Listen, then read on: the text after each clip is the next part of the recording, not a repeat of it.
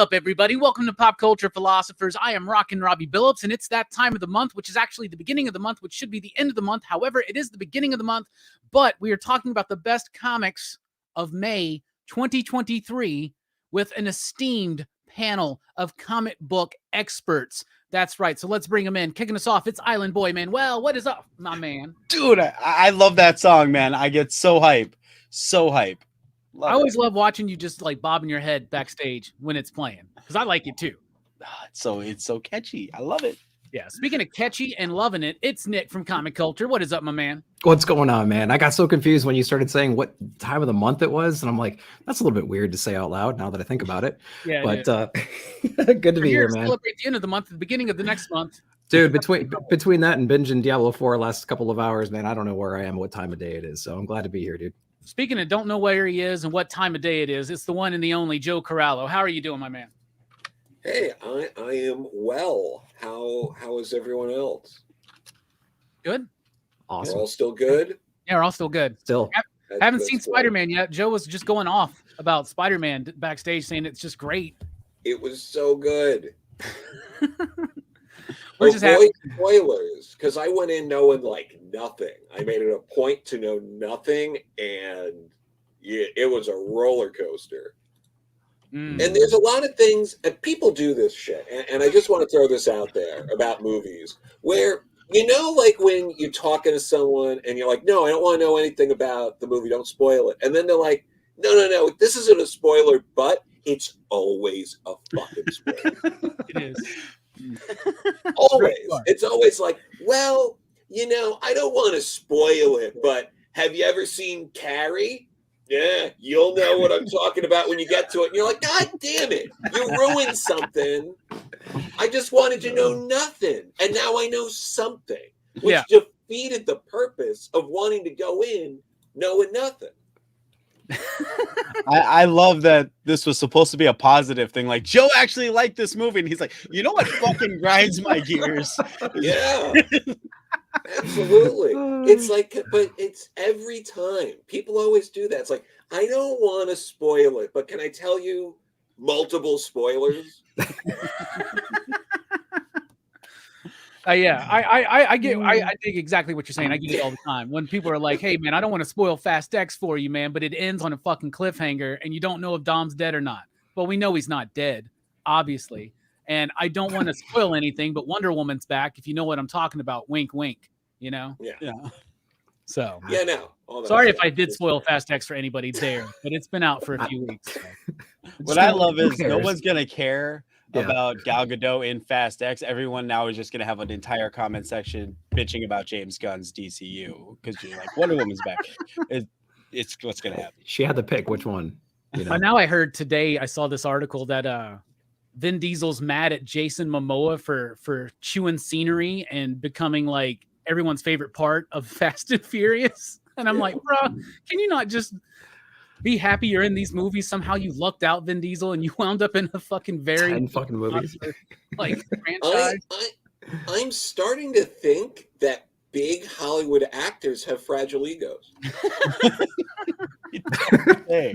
Just maybe. Probably because they've had movies spoiled for them their whole lives, Joe. Right? All right.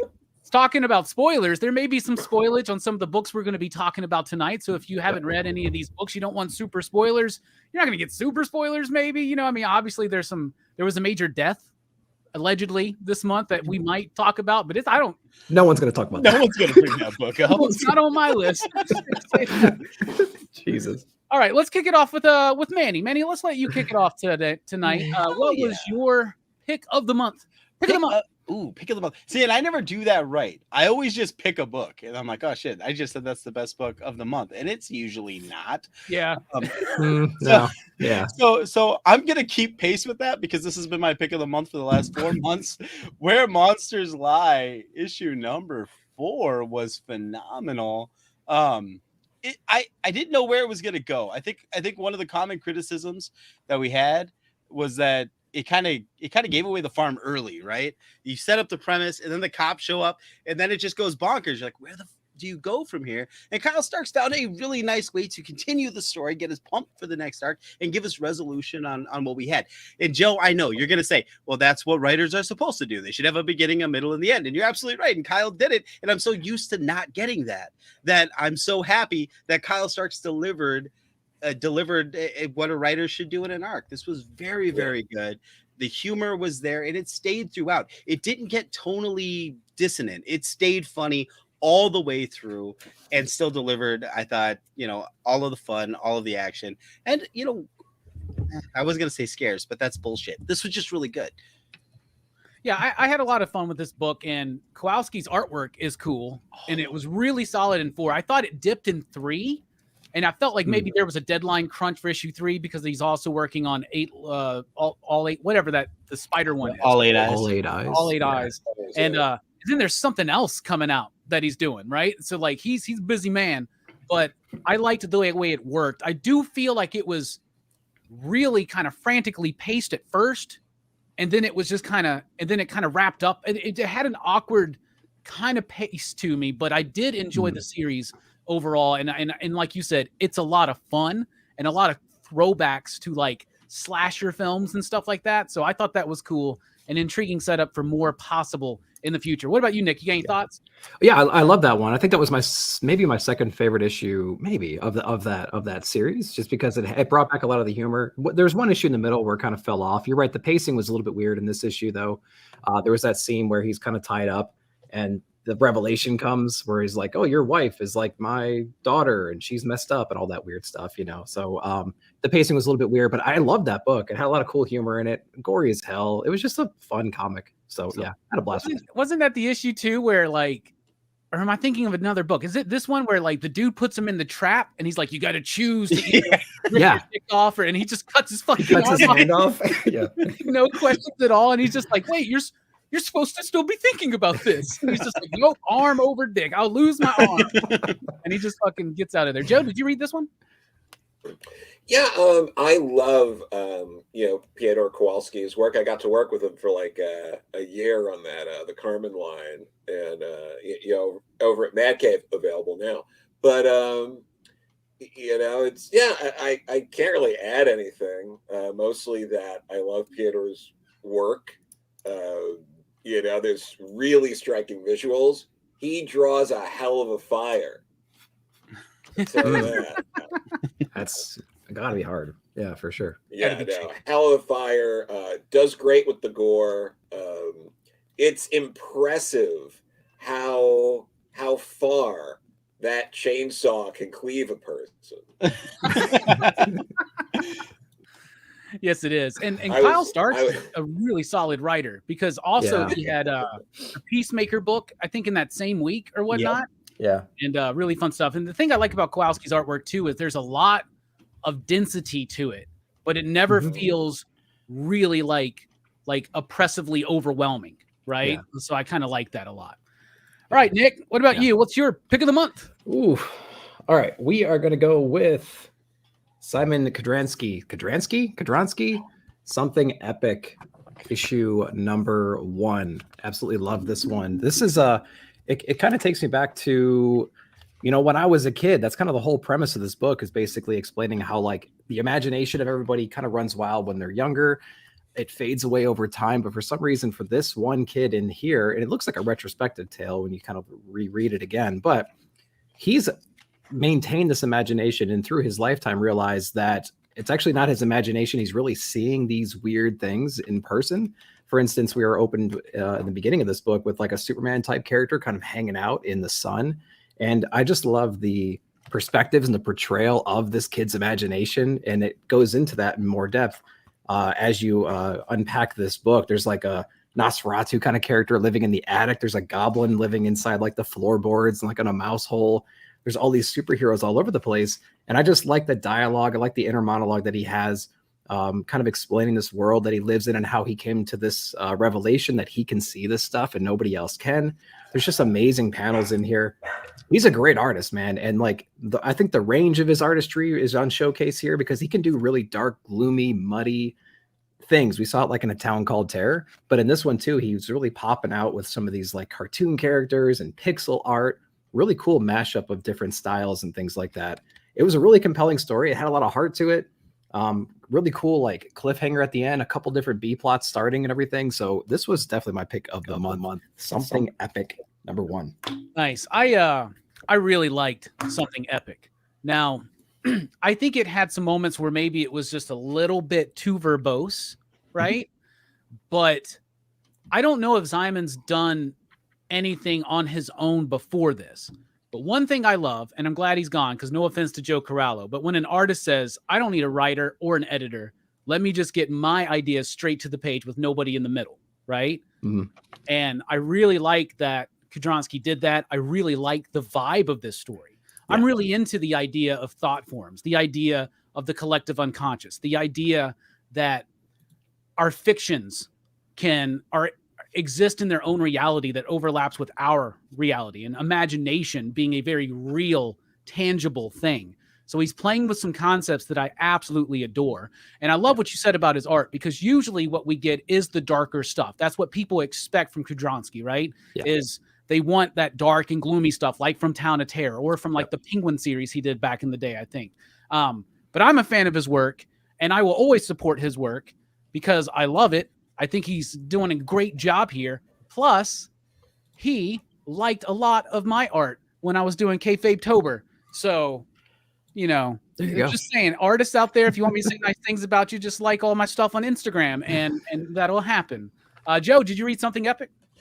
I didn't read this one. It looks great. I'm probably going to have to read it this weekend. Worth nice. It. Manny was what about you, Manny? I was just trying to set up an art page, and I was like, I didn't want to just like be distracting like I always am. So this was. Well, you blew it. This I did. This was phenomenal. I mean, I love the variation to the art style because, you guys said, Town Called Terror. It looked great when you could see it, and when he didn't Gaussian blur the shit out of it. And this is nicing. It does the Gaussian blur type thing that he likes to do, but look at how many different styles he has here.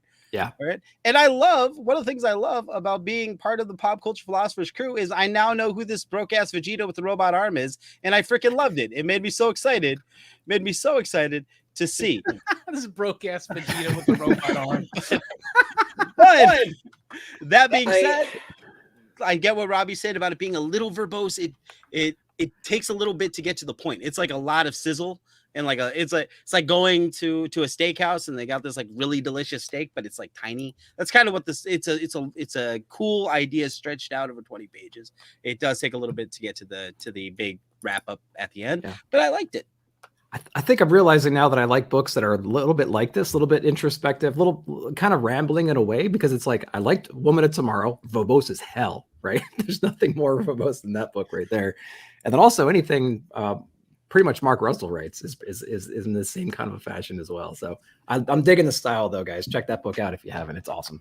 Yeah, Something Epic is fun, and verbosity is not like necessarily a bad thing. I mean, we can't sit here and say like comics shouldn't be like dense with words and then talk about how much we love Alan Moore and Neil Gaiman and Grant Morrison. You know what I'm saying? Yeah. But it's not the length, it's the pace. You know what I'm saying? It's kind of like that kind of an idea. And the point, yeah. I feel like just piggybacking off that briefly, though, and this isn't a criticism on this exact comic. I haven't read it yet, but it does seem like we're in a bit of a trap lately where Image and, a few other publishers too are putting out very similar books to that like nostalgia, like Local Man isn't that book, but it's also that book. Vanish isn't that book, but it's also that book. You know what I mean? Like it's something that's like happening a lot lately, and it's kind of interesting in a way. It screwed Ambassadors last week because Ambassadors would have made my pick of the week, but Indigo Children is very similar, and it was just slightly better. So it's just like Nightclub. Yeah. Anyway, we can get into all that. Yeah. There's a lot of overlapping themes right now for sure. Yeah. A lot. Yep. Yeah, for sure. All right, Joe, what about you? What would you consider your pick of the month? I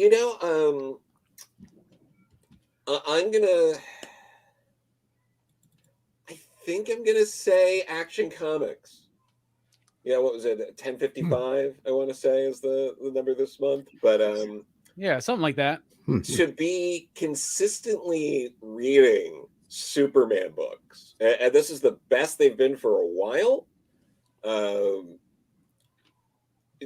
actually, like, this long into, for Philip Kennedy Johnson to have been writing Action Comics for as long as he's had, and for it to still be really good is insane. When is the last? Yeah. He's gotten better at it, and he's been on this book for a long time now. Like, I don't know too many other writers who have a run this long on one book. It's very few at the moment. And it's crazy that he's still doing these interesting things with it. And the Jurgens backup is really good. And like, it's crazy to me. And the Steel backup was better this month than last month. Yeah, and it's better than the Power Girl stuff, in my opinion, because I hate that Power Girl stuff. So it's all like, so then the backups keep getting better now. And I'm like, this is like, I can't believe, and again, it's Action Comics. It's not even Superman. Because usually Action Comics is kind of like, you know, we're some stuff's happening there, but you should be reading Superman because that's the anchor book. Yeah. That's how it's been for a little while, not always, but for Action to be this consistently good with the same writer, to have one of the two backups be really good, and for the other one to be increasing quality, I think it's crazy. What I think is adorable is that Joe is just like mind blown that he's liking a mainstream DC book for an extended amount of time. He just watched a Spider-Man movie he loved. Like, you've changed, bro. Like, what's going on? You've changed. You're gonna have to stop. Joe is gonna be messaging later like, am I that mean? Am I that mad all the time? What the hell? I think I'm pretty fun. We think he's like, fun. Guys, I had a cheeseburger earlier. No one told me they're so good. Have you ever had a Coca-Cola? Like wow. Like, it's insane. Action Comics has been That's good. awesome. I thought this one, I don't know. There was something about the newest issue when they're going into like Metallo's sister or something like that. It just kind of like, there was a moment where I kind of lost the flow, but then it picked it right back up. I thought the War World story went on too long, but this Metallo story leading into the Cyborg Superman stuff, it's awesome. And you want to talk about somebody with the messed up giant robot arm? Like, he's got his like own like Tetsuo thing going on as well, right?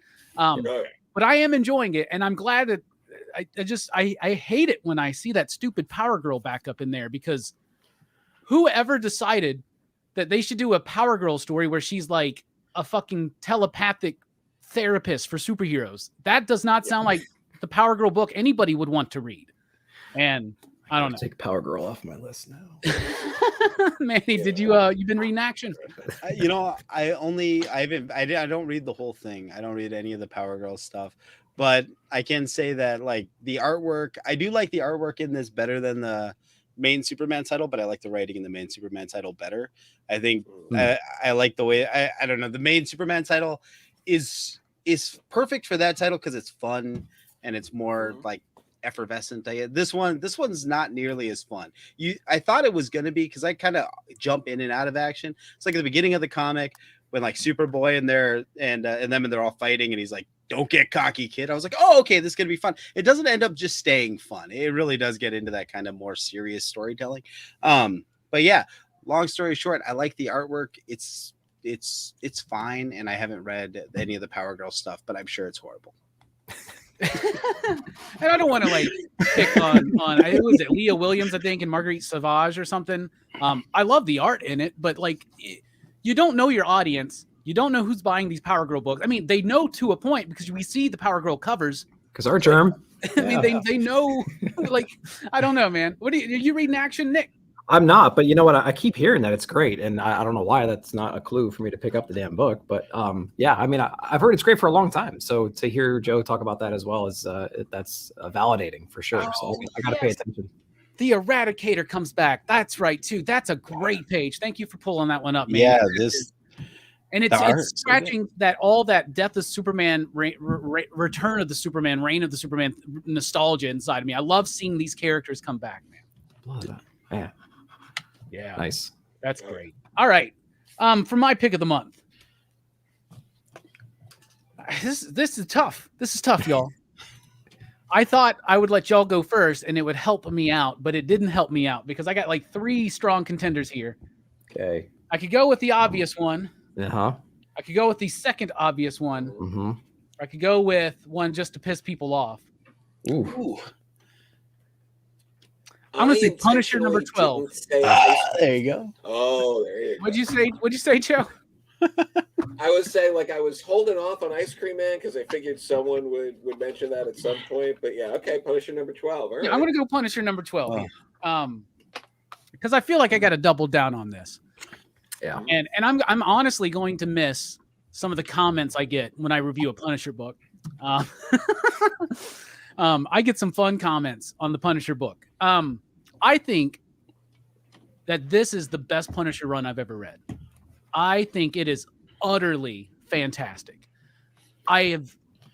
Until now, my favorite Punisher book has been Punisher Born, right?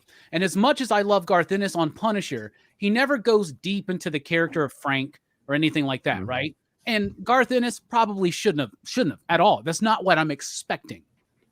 He goes a little bit deeper in Punisher Born, where he's playing with the idea that the Punisher was born during his time at war, before he lost his family. The family's just the excuse, right? Jason Aaron plays with that idea too, but he goes back further and shows us Frank's troubled life before, how that led him to be who he is, how that affects his relationship with his wife, Maria, and the kids. And then by bringing Maria back, he's adding so much depth and dimension to Frank Castle because now we see him through her eyes, right?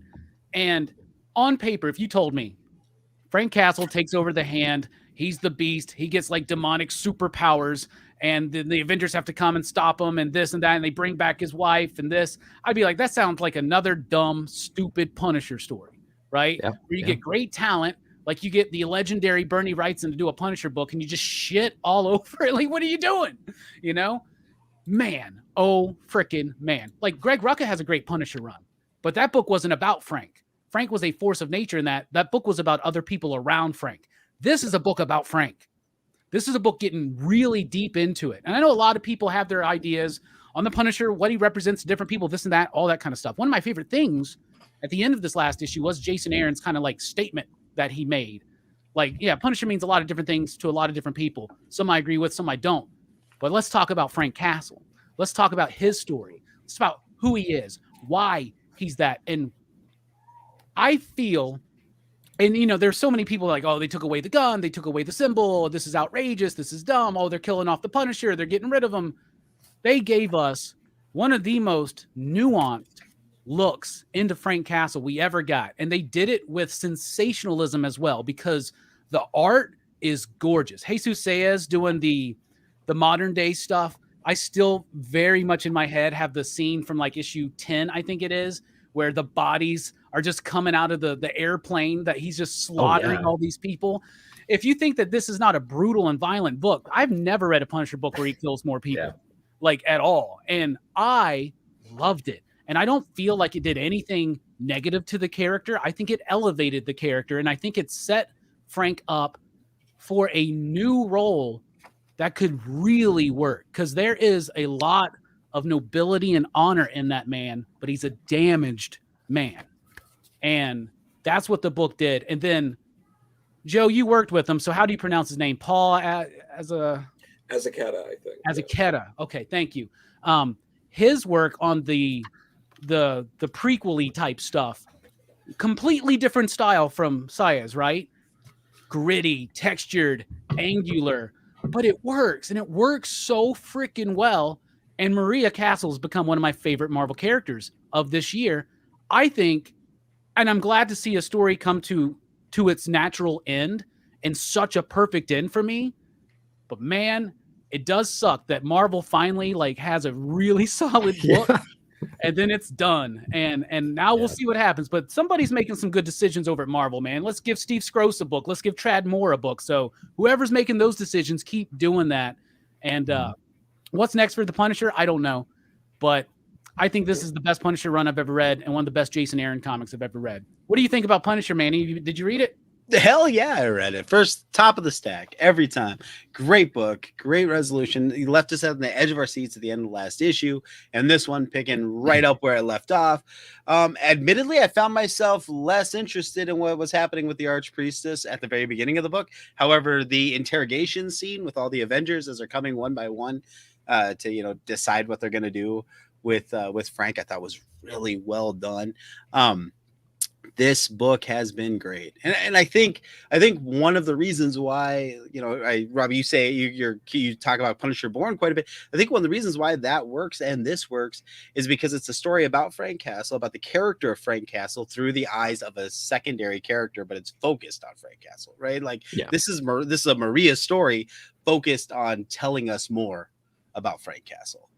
I love the tragedy of the fact, or not this. I don't even know if it's a tragedy because I just like using that word. But the idea that Frank is in Bourne, he's at Valley Forge fighting as a soldier, doing something noble, finding a reason to give into a base desire he's had since he was a kid.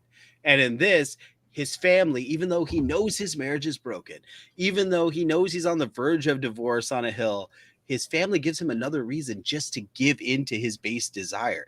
There's a nobility that Frank believes about himself that in reality isn't there. Frank wants to kill. Frank is broken and needs to break people. And these are reasons that he does that. And I really, really like that. The only thing I'd say as a knock against this one is the epilogue. Marvel's like, we got to make sure that there's an epilogue so that we can continue this if we want to. If it sells a bunch of stuff and guys like Rockin Robbie are talking about it, then maybe we want to go back to this world, right? So that's why that weird epilogue is there. See, I love that epilogue because the Punisher story kind of comes to an end in this book, right? And then I love that epilogue because, and I know I see what that's Kirk in it, Dr. Doom's fan club. No, it's not. No. Oh, very, very similar names, but very similar names. Okay, well, what Dr. Doom's fan club is saying, that Jason Aaron's probably not going to be doing anything for a while, and I know that Jason Aaron likes Weird World, so I love the idea that he like kind of leaves Frank abandoned there, but he's like saving children, right? And shit, like it's like it places Frank in a position where you can still be this badass character, but now we can actually, since we've completely deconstructed and looked at Frank Castle, his life, his marriage, his mission, and we brought it to a conclusion, we can now move forward and do something truly heroic with this character. And I hope somebody does. What do you think, Nick, about Punisher? Yeah, that's exactly what I was going to add to this. I actually did like the epilogue because it's like his war is over, and he actually even says that because it's not my war, not anymore. Kind of a last statement on here, and he's shepherding the kids through hell essentially right now, and he's gonna bring them somewhere safe. And I hope that somebody picks this up and does it justice. It'd be awesome if Jason Aaron could pick this up and keep going. But the whole run in general was absolutely amazing. And you said it already, but it's like that the balance between the current art style and the storytelling mixed with Maria's kind of flashback storytelling as well. Like those two, like woven together, they kind of weaved in and out of each other, and it was always relevant to what was actually happening. It added so much context. It built a character up more than I've ever read before. It was just awesome. It was a great execution. It was just long enough too. There wasn't any fluff issues. Yeah. Super violent, super gory. Anything shorter would have been too short. Anything longer might have been too long, even though I would have loved to see it be a continuing series. But I'll take 12 issues, man. It was really well executed. Yeah, 12 really, really solid issues over 24 just filled with bullshit. Like exactly. And like applause also to whoever at Marvel decided, hey, let's not really fuck with this run too much. So we'll just do like a series of Punisher War Journal one-shots that everybody can completely forget ever happened, and you will never have to think about them again. It's fine. And this is gonna, hopefully they'll make, this has the potential to be a very perennial book and a nice addition on shelves and bookstores. for years to come. Joe, what did you think about the Punisher? Were you caught up on it? Yeah, I understand why people would like this. I hate it. There he is. All right. Yeah, I'm waiting. I hate this book. It's not a knock on any of the people working on it. I love Corey. I believe Corey Pettit was the letterer for this, but if I'm remembering right. But and Paul and everyone else. Yeah. And I've liked I've liked plenty of things that Jason Aaron's done over the years, but this is for me. It is part of a larger problem in comics, and I know I say this a lot because I can't just not like something. It has to be part of a bigger problem in comics. But hear me out. Yeah. Because why can't a story just continue? Like, we already got the origin. So many people beforehand have also gone back to examining that. Just move on. We know the origin story. Just keep progressing the character. For me, a lot of this stuff is more regressive. It's more, we're looking back and we missed this thing and we have to go back and we have to check this and and it's like, no, just the characters keep getting stuck. And I will like this more in hindsight. But what I'm afraid will happen is a few years from now, someone else is going to come along and be like, but then what really happened when because they've done this so many times. And I don't have, there's nothing here that makes me think they won't just do it again. And that it's going to be like, we're re-examining this again. And it's like, it's okay to not know things about characters. Like, readers, it's like, give readers some more credit. Like, we can start making these inferences on like, well, we didn't really know his relationship with his wife and kids. We're taking it from his point of view. Why are we assuming that everything is perfect? It's through his perspective. So for me, there's also this level of like spoon feeding the audience things and like that kind of, everything has to be a twist. Everything has to be a high concept. Nothing can just be like a comic that's a story that's interesting and moving things forward. And and for a character like Punisher, it's okay for a character like that. Like, why do we want him to be a hero?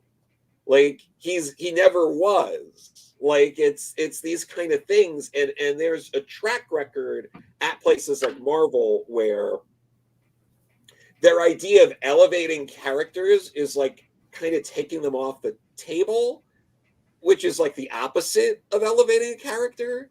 Like, this is going to be Luke Cage's year. He's mayor of New York. This is going to be the year of Storm. She's the regent of Mars. What are we going to do with the original Nick Fury? He's the Watcher now. And it's like, but none of those characters get elevated in the sense of being a bigger presence, having more in the comics. They're usually taken off. You don't think it's a good idea to just barely have a character in a book and then 25 issues later kill her off like it's supposed to be a big deal to elevate a character? But you better tell me 2 weeks before it happens, or else I'm going to be I'm going to be so pissed. So, like, I will like this run depending on what happens from here. But, like, I'm leaving this being like, the track record seems to be, this character's off the table. Maybe they'll appear sometime, or someone will come in and be like, that never happened. And we're going to do this. And that will also hurt the book. Like you were saying, it's like, there's a version of this where, yeah, it is a prestige book and it is going to be a jumping on point or is going to be something that people can point to. But we're not going to know that probably for a few more years until we see what they do after this, because there is, out of nowhere, kind of like, while I am excited for, Straczynski's Cap, there's a version of this story where next year it's like, we got Carl Potts back on Punisher, and it's back to the, Dr. Strange sneezed and undid everything, and he's back, baby. And that Maria, she wasn't really his wife. It was Mephisto. And then it's like we're laughing, but like that stuff happens all the time. And like, can I have that idea? I'm going to write that down. I'm afraid that I was already writing the next damn Punisher series for him. I'm writing it right here. Like that's what I'm afraid is going to happen. And if that happens, like I am preemptively hating this run because that's where I think things are going to go.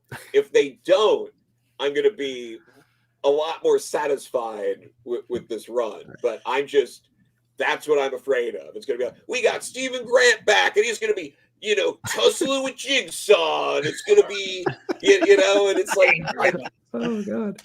If you read all those Punisher books from the 90s, it's just straight up like everything that used to be on like the news, like on 2020 about gang violence. Yeah. Gangs are coming for they're going to open up your house and just rip your hearts out and all this kind of stuff. Like that's totally what the Punisher is back in those days. And like, I like the Garth Ennis stuff because it's silly and it's fun. And I get what you're saying, Joe, but the elevation of Maria in this is something I don't remember from any Punisher book I've read. Now, maybe you've read more than me, but I don't think Carl Potts did it. You know what I'm saying? I don't think that they really have dived that deep into her and seeing Frank through her eyes. That's what I like about it. And I get what you're saying. Everything's going to be undone or whatnot, but I'll tell you this. Instead of having Carl Potts come back and then Punisher's back tussling with Jigsaw, maybe Stephen Grant shows up or whatever, right? But like, I would like, I don't know, something like, could you imagine Rick Remender and John Romita Jr. doing the Punisher in Weird World story? Wouldn't that be wild? Wouldn't that be crazy and cool? I bet Dennis Camp could have some fun playing with that. He likes the themes of war and tragedy and heroism. Could you imagine like the 20th Century Men team taking on Punisher in Weird World? I don't know. There could be some good stuff. It's just somebody at Marvel's got to make a good decision. No, they don't make good decisions at Marvel at all. Like even like you guys were talking about that big death, the reaction from the fans is the same as the characters in the book. Do they look any more bored by that character dying? MJ's like asleep. Oh no. Yeah, that is the next panel after the big. Yeah. Oh my god. Joe, That's you were also saying what the something when editor Andy gave. popped in. Yeah, What were you? You No, said you I liked was it. just saying, like, if they do something like, if then it's like, oh, it's a mini or maxi series of Frank in Weird World, and then it's like a journey maybe either back to our world or another world where they're Frank's gone or something. Like there is potential there. I hope they use it and it's not like all these things that I think are probably going to happen. So the net progression was just so small. We just backfilled the backstory because it's easier to talk about stuff we already know about and add context to it. But if you want to be really creative and make a story unique and different and think about the future, that's too much work. Essentially, you know what I mean? They don't know how to think about it. Okay, if Jason Aaron hadn't been writing this run, that fucking Guardian Angel in Daredevil would have been fucking Frank Castle. You know what I mean? And then we'd have some Spanish or fucking rehab. Like, they don't know what the hell to do with this character. Taking it back to the beginning and its roots is about all they can do, because the only thing they can do is to try to make him a tragic hero and have him align with the more, I don't know what you want to say, nuanced, Netflixy, fucking dramatic approach that we do to storytelling now. So I think that's really the only way to handle this character. I think one other thing, stealing Punisher, by the way. One of the things I also think we really need to appreciate about this run is that it never became part of a big crossover. Could have easily done that. They could have easily been like, instead of just dealing with a couple of issues with the Avengers coming after him and then the issues with Daredevil, right? Yeah, barely tied him with Daredevil. Yeah. Exactly, but they could have done like a fucking 7-issue series with a bunch of other little mini series where Frank and the Hand come in and take over New York and all this shit, and it would have gutted every bit of emotional impact out of this story for me. So I can't believe somebody at Marvel's making some better decisions this last year. We need to elevate that person, whoever that is. Sure. I don't know. For sure. All right, Manny, what's another book you want to talk about, my man? All right, let's do Junkyard Joe. Junkyard Joe, issue number 6. This was so good. It scratches all the short circuit Johnny 5 itches, and there's some danger, but it never feels dangerous. Like you're getting the story in a way where there are stakes.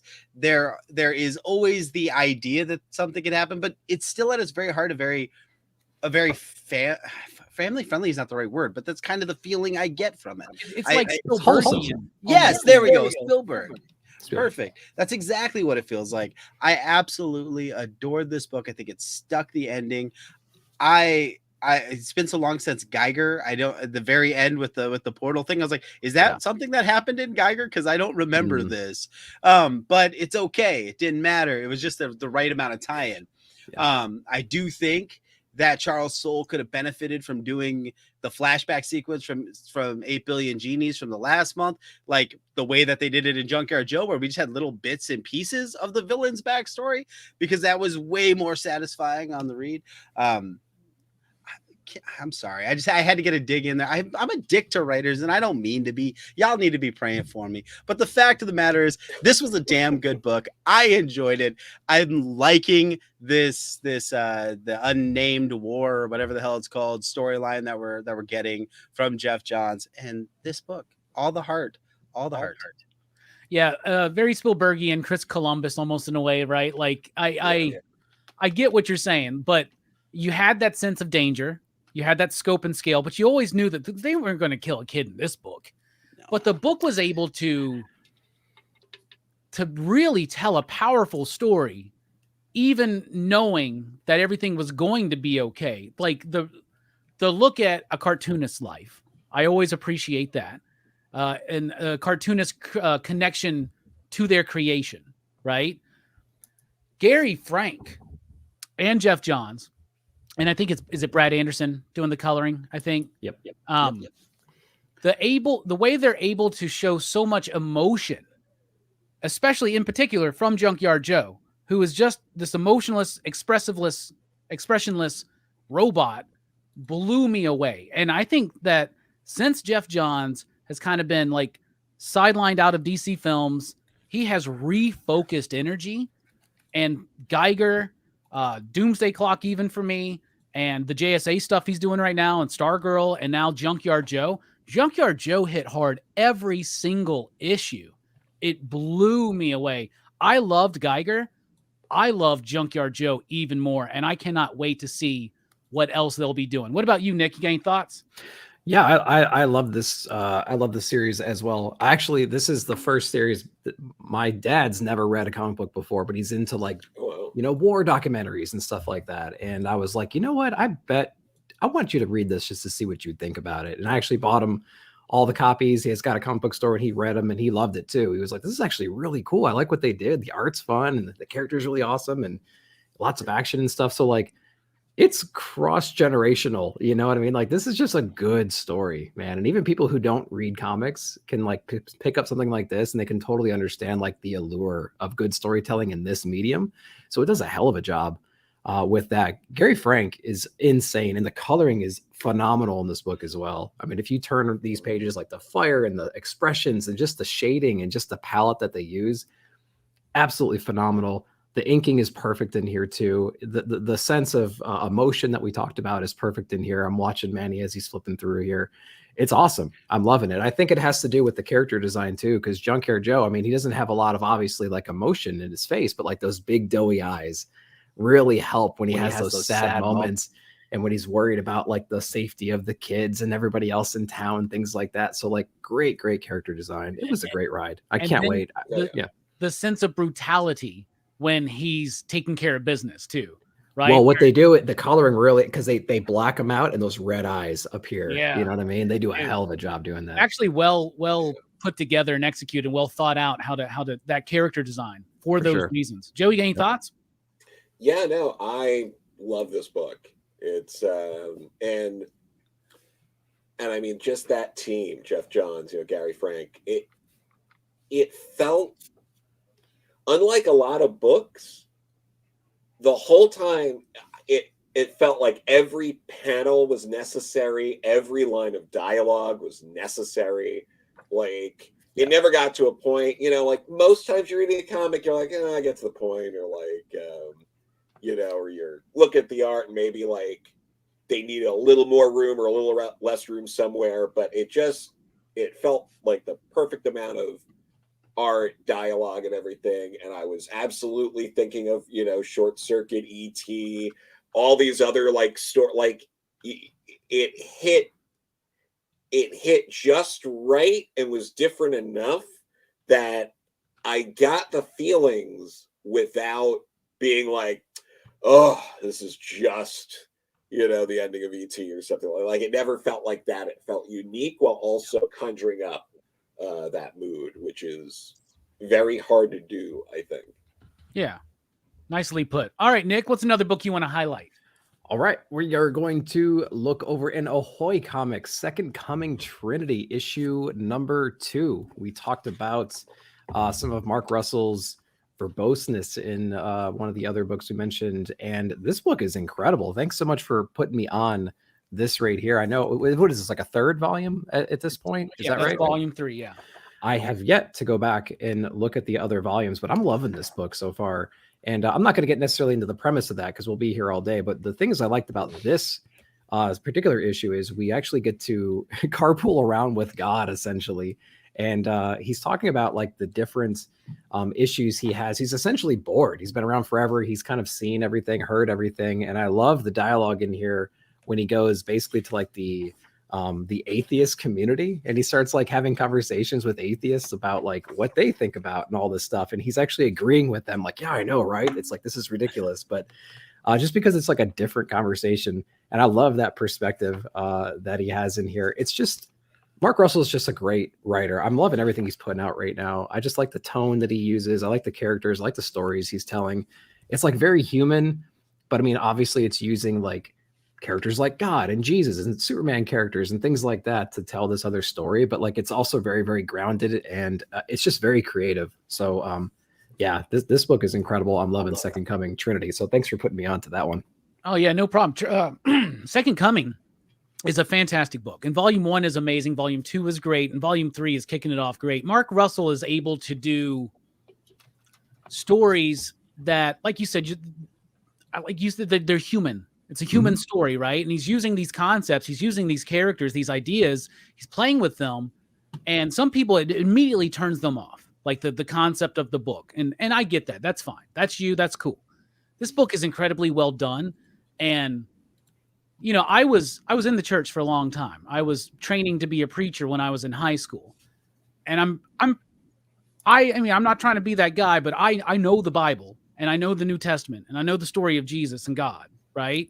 And this book is more in the spirit of what that message is truly supposed to resonate into people than a lot of the stuff that's more that's supposed to be. You know what I'm saying? Like, does that make sense? Like, yes, this book is explaining more about what love means and how love can be this transformative force in someone's life. And it's not always easy, and love is hard, but love is the right thing to do. And that's what they're telling me in Second Coming. And I love it. And it's an emotional book, but I think is absolutely fantastic. Are you reading it, Manny? I'm not yet, but it is on the list. The more Mark Russell I read, the better person I seem to become. So I'm gonna check it out. Nice. What about you, Joe? You reading this one? That particular Second Coming series I haven't read yet. The last thing from Ahoy I read from Russell was My Bad, which is also very good, I think. But yeah, and he's what was it? if you are eligible to vote in the Eisners, he did get nominated.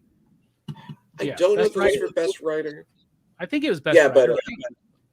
But the Superman he did was Space Age. Yeah, that was really good. Yeah, and I really enjoyed that as well. So yeah, no, he's great. Some of the only Eisner nominations that I'm pleased with. Yeah. Now there were some wild ones, but it's the Eisners are a piece of shit right now. Basically, if your name ain't Tom King, they don't give a shit. It seems so. Whatever. Which is funny because if your name is Tom King, we don't give a shit. So that's fucking awesome. Wow. We always got to get that buddy, Tom King. If you're listening. Supergirl and Human Tucker was great. Hey, I'm loving something by him. Or Human Target just wrapped up. Human Target, exactly. Human Target was amazing. I love awesome. Great. Gotham City Year One. Smallwood did a great job. Yeah, and the story he just did with Mitch Gerrits in Batman Brave and the Bold is fantastic. Like really good. Like I don't know if y'all read that. The Brave and the Bold, the big thick, because it sucks that it's buried in this giant fucking $10 book, right? But like it's such a strong book. And yeah, we're doing that thing, Joe, where we're going back. Oh, I know we know about when the Joker first appeared in Gotham, but let's really dive into it again. That's what I was gonna be like. Oh, that's great. We're talking about Batman #1 again. Remember when the Joker poisoned people and they got the laughing, they smiled. But the one thing I love about that is the way they use the dialogue. Like, and you see the Joker's dialogue in title cards. Yeah, that was creepy as hell. And I don't know, maybe that's more of a Mitch thing because I think Mitch is a phenomenal artist, right? So I really like that. My two complaints of that story were the one we were just talking about, and when the little girl would talk like a college professor. There were like points where she would just be, "My dear clown, I say, my father would think I'd be rather tawny if I'm like, what is happening? Like, that doesn't make any sense." It's like a Kevin Williamson script where like these 17-year-olds are talking like fucking professors and shit. Yeah. Oh my God. That's a good point. All right. Wow. Oh man. All right, Joe, what's another book you want to highlight then? You know what, I'll bring up Ice Cream Man 35. So hey. You know what it has yet. Again, really solid. A little like they probably could have cut down a couple of the entries because there were a lot of those like, monster book entry pages. I get why you do that to, save space and stuff like that. But I'm like, and they were cool. They could have trimmed a couple of them down. I think it could have lost 2 and, maybe had a little more art pages and it would have been one of the best issues, but I think they did a little too much of that. And, but, and because we've all been reading Ice Cream Man for a while now, it's not that it lost its luster in any way, but I'm assuming everyone else who read it, you kind of figured out where that book was going very quickly.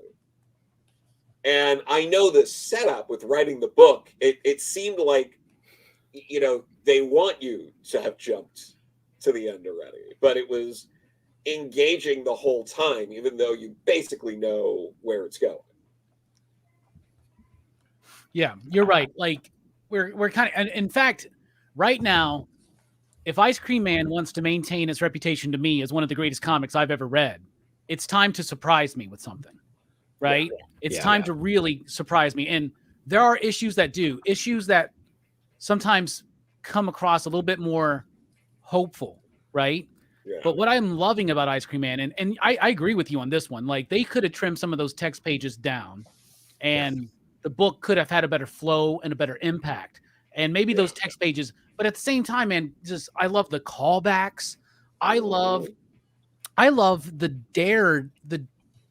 daringness, the boldness, maybe. I don't know if that's the right word, but W. Maxwell Prince is being very honest about a lot of stuff that's going on inside of him and a lot of stuff that he sees in all of us, right? Yeah. And one of the things that connects us as people is loss, fear, self-loathing, disappointment, right? We all paint these happy pictures. We like happy endings and happy stories and stuff like that. But for the most part, a lot of us deal with dark thoughts and feelings every day. And to some people, it's more of a struggle than others, you know, but we're all in this together. And Ice Cream Man, when I read it, it makes me feel seen and understood. And it makes me feel like I'm a part of something. And it makes me feel like it's okay to explore these themes and these feelings, because we all have them. It's part of our experience, and it can be dark and it can be sickly and it can feel like insects crawling in your brain sometimes. But you know what? Sometimes Manny feels like that too. So when I talk to Manny, he knows what I'm saying. And Nick can feel like that sometimes. Not Joe, though. Joe never gets that feeling. He's just always hunky-dory, just whistling on top of the world. He's like Spider-Man when he quits being Spider-Man in Spider-Man 2. And everything's sad. The rest of us are more like Spider-Man in Spider-Man 3 when he gets the symbiote and he goes all fucking emo. And having recovered from a back injury. So he lost all of his definition, which is why every time he's shirtless, he's shot like here up. But I love Ice Cream Man, and I loved this issue. But I do get what you're saying, Joe. And it is time now for W. Maxwell Prince and Martin Morazzo and Chris O'Halloran and good old Neon to surprise us with something, I think. Yeah. What did you think, Manny, about Ice Cream Man? This is like the talk show issue where there's so much text that is it's just a lot. It's a lot of text. Because I'm trying so hard to be consistent, because that's my calling card. People are like, Manny is consistent. It's either inconsistent or consistent. I don't remember. But regardless, I won't give James Tynan a pass for giving me fucking pages of notebook paper. I can't give W. Maxwell Prince a pass for giving me pages of stationery. That being said, the art was fine. I do like the callbacks. But it's so much text. So much text. All right, Nick, what do you think? It is text, but the difference is like this book has become, and we've touched on this before, but we haven't used this word. But this book has become just so meta at this point, right? It's playing on the fact that we know Rocket in the morning, Rocket in the evening. We as soon as we hear that, we're like, oh, we've read that 40 other times so far, probably, and there's a whole issue about this, and we know the context of that one dialogue box, right? We know that, and then it brings up all these memories. This book has become like, it's been compiling for so long, introducing so many different characters, and yet still like unraveling these basic human emotions that Robbie was talking about. It's amazing that it's kept this pace for what, 30, how many issues are we in now? 35 issues. It's like, yeah. You'd think that we'd be like, listen, I'm about to like slip my wrist over here if I had to read one more of these books, but they're so amazing though, right? For everything that Robbie just said, I did not mind the text in here, because it's like, it's all callbacks. This whole issue is just nothing but callbacks. Admittedly, Joe, I'm stupid. I did not see the ending coming in this book, but as soon as I saw it, I'm like, of course I should have seen it coming.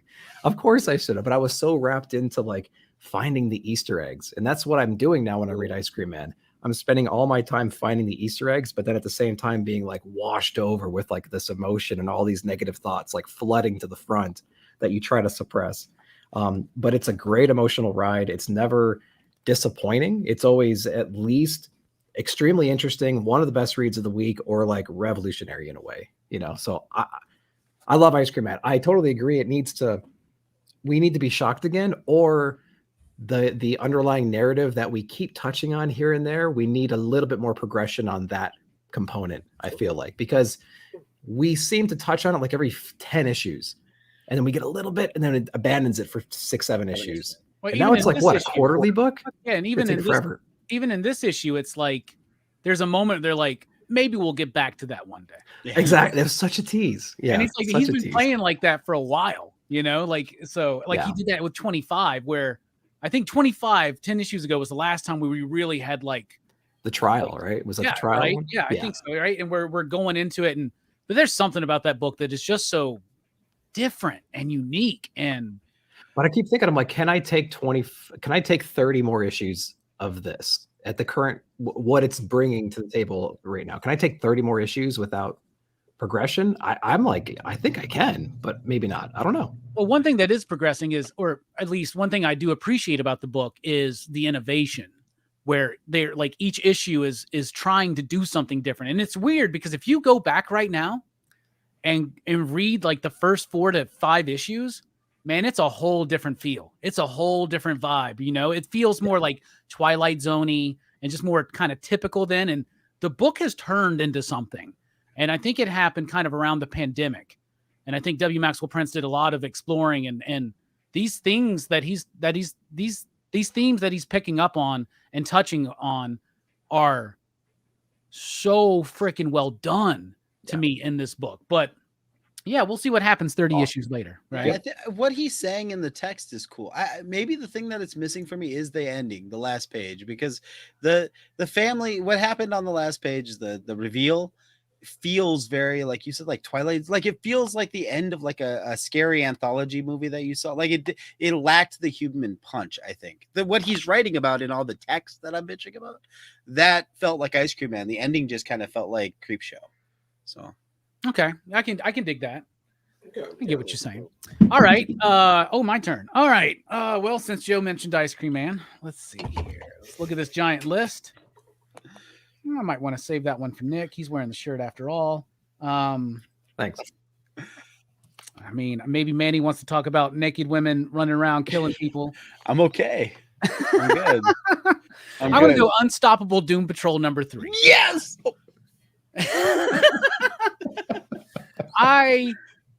Holy crap, love this book. I love this book so freaking much. It is weird. It is strange. It is, I like a Doom Patrol book that kind of does its own thing, stays in its own area, right? And I was a little nervous at first when they were like, we're going to make it feel more attached to the DCU, right? And it's spinning out of Lazarus Planet. And I'm like, oh, God. In fact, the best thing about Lazarus Planet's been the stuff that's followed up after it, like The Vigil, right? Or this book.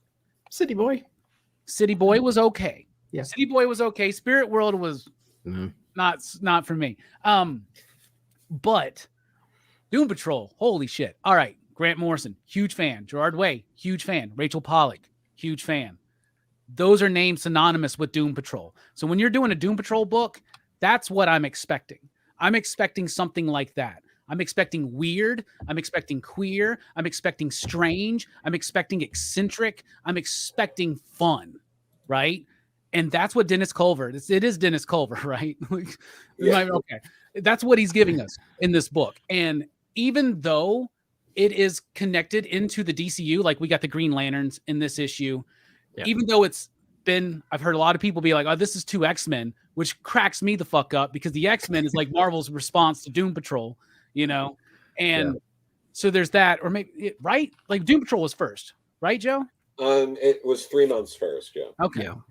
And this is something I think this is a run that fits in the DC universe, that is new reader friendly, that is also very much honoring some of those great runs, Morrison, Pollack, Way. Yep. And I really love the stuff they're doing with Jane being like the chief now. And I love the mystery that's being built up. And Chris Burnham on the artwork gives me that Grant connection because Chris worked with Grant on Batman and, of course, on Nameless, which that book's fucking weird. But yeah, I love it, though. I love the shit out of Nameless. But I love his artwork. It's bringing something to it. It's got texture. It's got detail. It's fun. Each issue's been self-contained, but building into a larger story. The way he's writing Robot Man is absolutely freaking fantastic.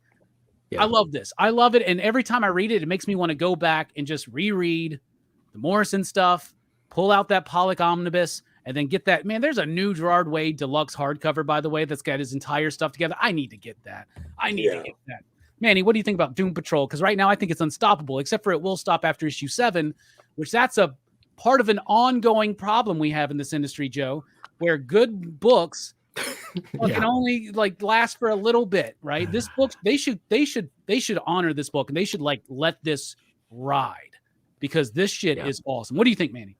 This book is phenomenal. My DC pick of the week it dropped, and I love it. I love the fun. Now I have absolutely no experience with Doom Patrol other than like two episodes of the television series. Otherwise that's all I know. And this just feels like it feels fun. It feels exciting. This issue is just like Cops and Robbers, like Smokey and the Bandit.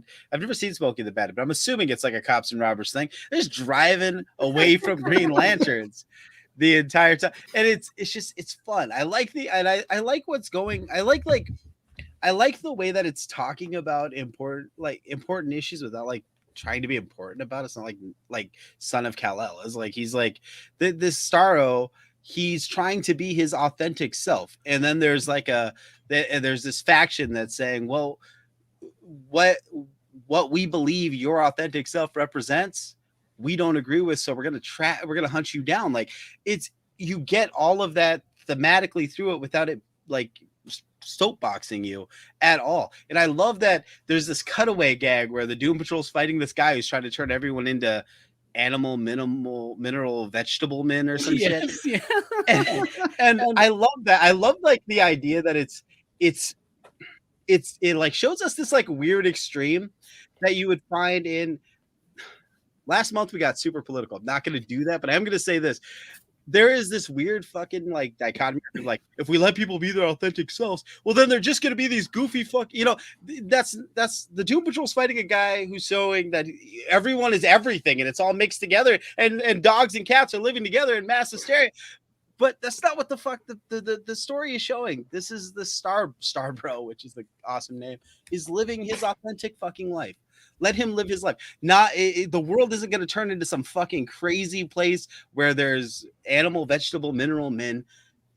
Let Starbro be fucking Starbro. And I fucking love that. I love this story, man. So good. I bet when Scott Snyder read Starbro, or if he's heard about this, I bet he was like, fuck, that's way better than Jarro.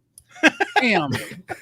But I loved that whole thing too. And it's not like a very deeply buried theme that they're touching with the talking about identity and acceptance and stuff. And I love the use of like Green Lanterns is like that oppressive, authoritative police force, right? And just you're right, like the Smokey and the Bandit. Like, dude, this book is so much fucking fun. How can this only be 7 issues, DC? You're fucking up. You're fucking up if this is only 7. Like they gave it one more because it was only going to be 6.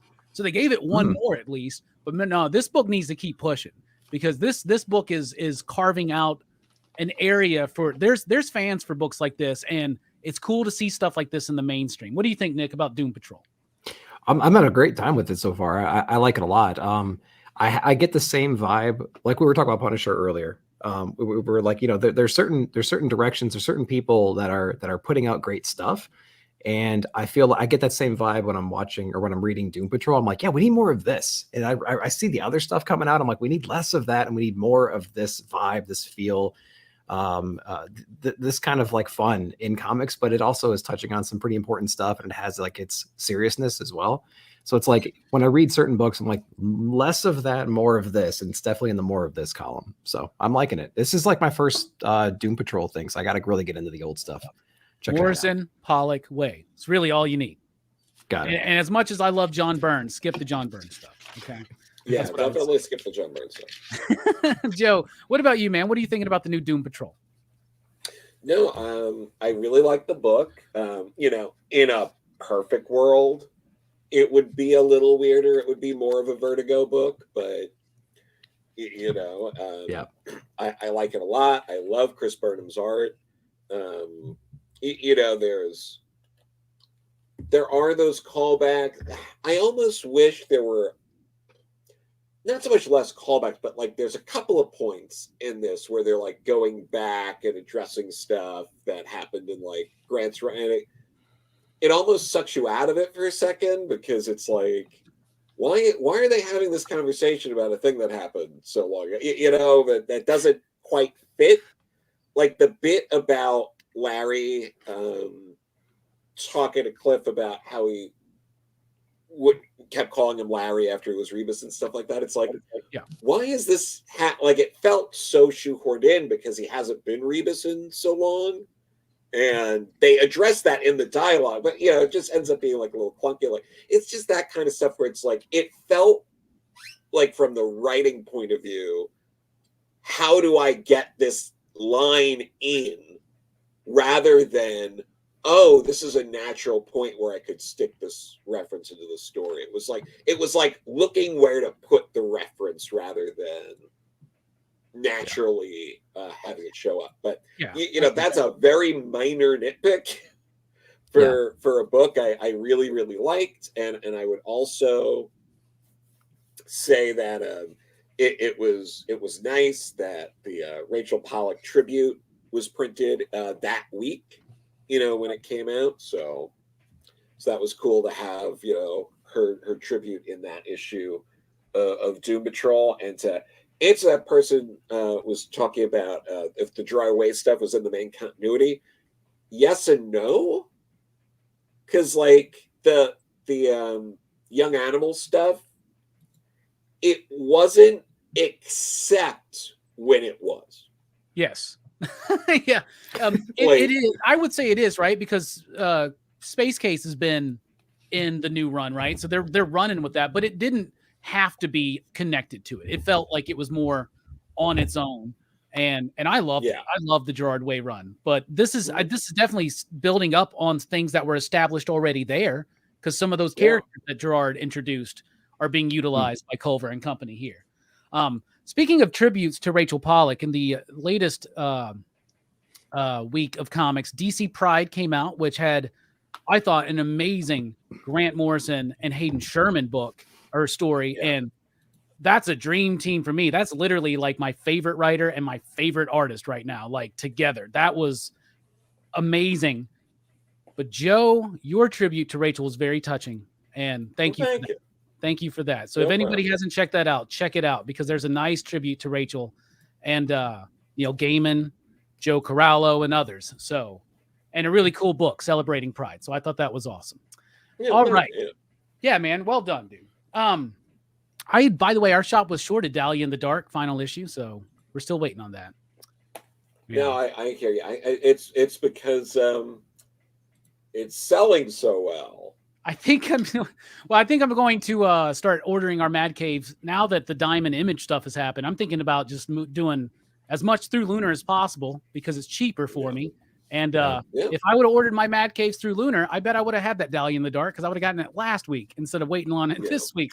But it's the way it is, man. So very excited to finally read that when it comes out, Joe.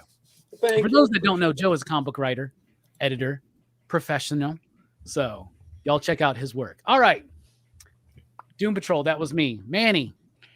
Boom. All right, let's. You got another book, man. What you got? Oh yeah, I got all kinds of books. I don't know if any of them are good, but I got a shit ton of them, you guys. A lot of them are DC, so I'm trying not to. Fuck it, I'm gonna do it. There's one thing. Hold on a second, real quick. Go ahead. I'm sorry. One thing that I'm learning about this panel is DC is working right now. There's some things that are really working at DC between the panels here over the last few months and the chat. People really, really digging. So just saying. DC's doing something, and I saw something in the chat where they hope Night Terrors doesn't fucking derail all the momentum, and I'm kind of worried about that as well. So we'll see what happens. Me too, because Dawn has been great. It's been lighthearted. It's been superhero fun. It's been something that's been sorely lacking. I think that it's cool that these books are not taking themselves like super seriously, but they're still giving us good super. Anyway, Static, speaking, this one does take itself very fucking seriously. But Static, issue number 4 from Shadows of Dakota, this new arc has been really good. Now, admittedly, issue number 1, I was like, it's okay. It's very anime-ish. It's very shiny. Virgil's like fucking perfect. Like in the way that they make Nightwing perfect now, where like it doesn't really. There's no like conflict or anything. It's just like they just do the right thing all the time. And I was like, oh, okay, well that's okay. Second issue though starts off with this like Vitruvian man type of situation in the art, and I'm like, wow, that's dark compared to what we got. But then it goes back to that shininess. We get introduced to this young boy, and then shit just gets darker and darker and darker. And as it gets darker, the art style completely changes. We lose all that sheen. We lose a lot of that like anime, the big wide-eyedness of it, and we get into this real dark, real heavy line work, super contrasty, very very Sorrentino-esque in some of the scenes of violence in this. It's just lots of real heavy blacks. I absolutely love this book. It not only is the story taking us into a dark place while still giving us social commentary, but again, not super heavy-handed. The first issue was a little heavy-handed in social commentary. This one's not quite as heavy-handed, but it's giving us social commentary, it's giving us superhero action, and it's because of the way that the artwork feels more gritty and feels more like it's being brought down to earth. It's using less and less sizzle and just kind of more base. When it hits you in the last page of this, when you get the traumatic news about what happened to the character we've been looking for, it's fucking so impactful. Like this is a book that legitimately broke me, and I fucking loved it. So Static issue number 4, Shadow of Dakota. I don't know how to say the fucking title, but that's the title. It's really good. It's very good. Okay, I fell out of the first Static series, not the first one from back in the 90s, but of the new Milestone stuff. I fell out of that. I did read issue 1 of this, and I liked issue 1. I read issue 2, and I was like, man, I don't really know. So I never got back to it, but you're kind of selling me back on this book, and I do want to go back and just do a reread of all of it, because I like Vita. I like their work, so it's just something sometimes that issue to issue doesn't connect with me for some reason there, but as a whole, I think their work can be pretty solid. Vita is still on the book, right? She is, yep, and with Nick Draper Ivy. Okay, cool. Nick, are you reading this one? I am not, but when I hear things like this book broke me, I'm like, damn, maybe I should. It's because it was $4.99 and break the wallet. Yeah, I did read because didn't we have a Static number 1 like a year ago or something like that? Like what am I remembering? We had season 2. I think the start of season 2 is what it was. Yeah, so it's like a mini inside of that. Okay, because I remember reading that one, and I haven't been paying attention to this one at all, but it's on the list, so I gotta check it out. Joe, any thoughts on Static? This was definitely a dark issue, but and yeah, I don't want to spoil Across the Spider-Verse, but people have done that. Like I get what you're saying about that in particular, because people have gone, yo, I'm not trying to spoil nothing, but think Empire Strikes Back. Right. Like, fuck, now I know there's gonna be a down ending, man. Like now I'm gonna be waiting for it and trying to know the vibe. Yeah. No, it's just like Thanks, Joe. Absolutely hate that stuff. But yeah, so but no, this is definitely dark. Yeah, no, all that stuff you were saying, you really covered it pretty well. So it's very hard for people to come in but no, it's it was good. It was the darkest one this block, I think. Yeah, it was that art you showed, Manny, looked really cool. Isn't that fucking cool? Yeah, like think of the first issue, right? Like Crisscross doing breakdowns or something, right? So like it's got a very like plasticky sheen to it or something, but that did not appear that way. That seemed it's just getting it's been just progressing. So there are little moments when you might get hopeful, and then it like kind of bounces back. We get that like weird digital luminescence that like was cool in Moon Knight, so fucking everyone's doing it. Like that's you get that, and then it just dips back like, oh shit got bad again. So, there are moments in the art, because the art does change a lot, like you're saying, where I will be like, as I'm reading it, like, I don't know if I like this. And then like I get sucked back in, but like there'll be points where I'm like, I don't know if I like where this is, like, because sometimes it gets a little too raw, I guess, and like too like, where it almost feels like unfinished at points. I know it's all intentional, but sometimes it just jumps out at me, or I'm just like, I don't know, but it draws you back in pretty quick, I think. All right, nice. Yeah. We definitely have to check that out. Me and Nick will. Nick, what's another book you want to highlight? Oh, let's see. There's a few I could choose. I'm going to pick one because I'm excited about the future of it, and I liked this conclusion that we got most recently from Mark Millar, we have Nemesis Reloaded, issue number 5, Jorge Mendez on the art.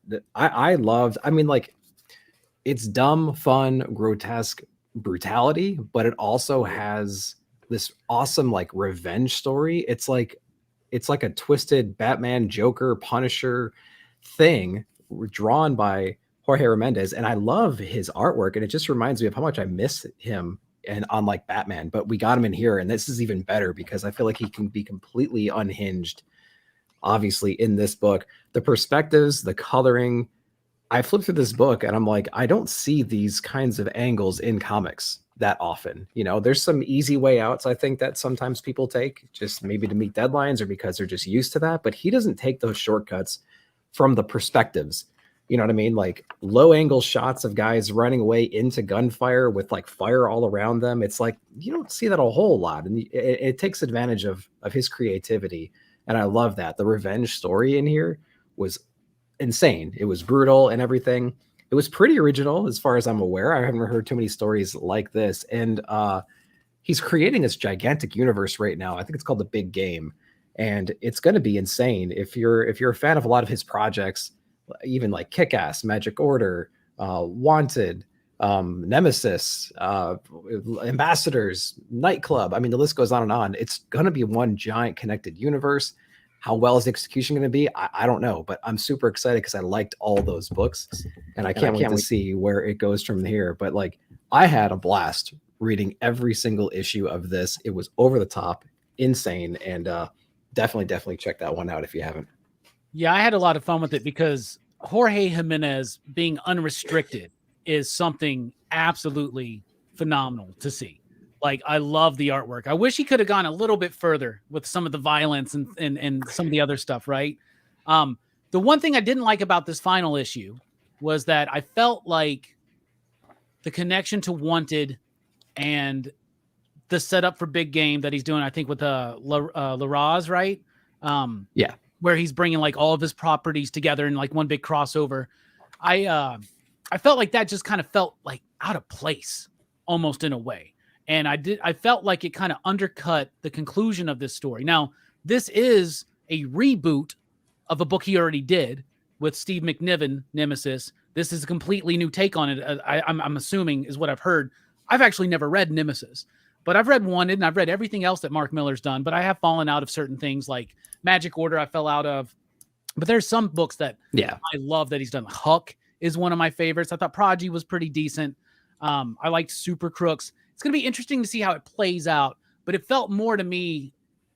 I love the art, and it was really cool to have Jorge back in Batman this month for the big, like, what I guess was that issue 900 or whatever. Yeah. And seeing Jorge be able to do all those different Batman styles, how he was doing like Adam West to Frank Miller to like Dick Sprang, like that shit was awesome because Jorge Jimenez, his artwork is so cool and distinctive and it's got its style, but to see him play with other styles was really interesting.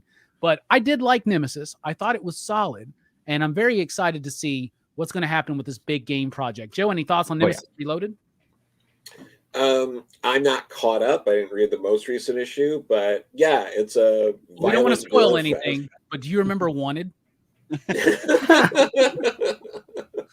No, but it's a great violent gore fest. I think the original I might have liked a little more. Like the story's slightly different.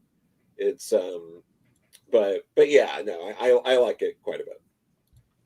All right, Manny, any thoughts? Everything you guys said. I liked it. I didn't know that was Wanted. Well, I had an idea, and it wasn't until Nick shared with me an article that I was like, holy shit. Yeah, okay, good. So I was kind of correct on that. But you're right, it does kind of come out of left field. But you know what? So did fucking what's his name from Unbreakable showing up at the end of Split, and that was pretty cool until it wasn't. So now I'm a little nervous until we watched Glass, right? Now I'm nervous about the Big Game. Yeah, that makes sense. Okay. All right, Joe, what's another book you want to highlight? Well, since we haven't talked about it yet, should we do books that I like, or should we throw out a book that should be discussed that came out recently. How about you do whatever the hell you want? Wow. You know, because I feel like, how can you talk about the comics that came out in May without talking about Amazing Spider-Man 26? Let's do it. It's the best comics of the do month. it, man. Yep. I'll repeat real quick my 3-word review. Dumb as fuck. Okay, so Yeah. move on. What do you say?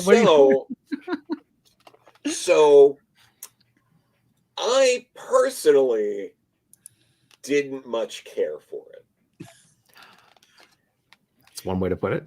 I thought it could have been better. I think there were some decisions made that were a little baffling. I think the John Romita Jr. art is a lot like the John Romita Jr. art in the previous issues. Yeah. I think things are set up where there's probably going to be an Amazing Spider-Man number 27.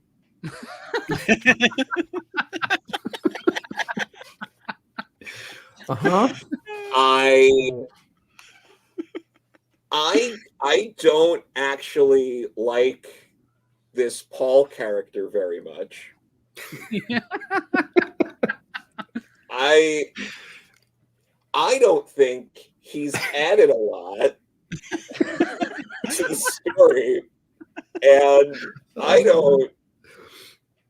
I'm not quite sure what they're going to do with him now that I guess we're just stuck with Paul. Is that what happens? That it's just like, okay, I guess Paul's just here now and is just gonna be around.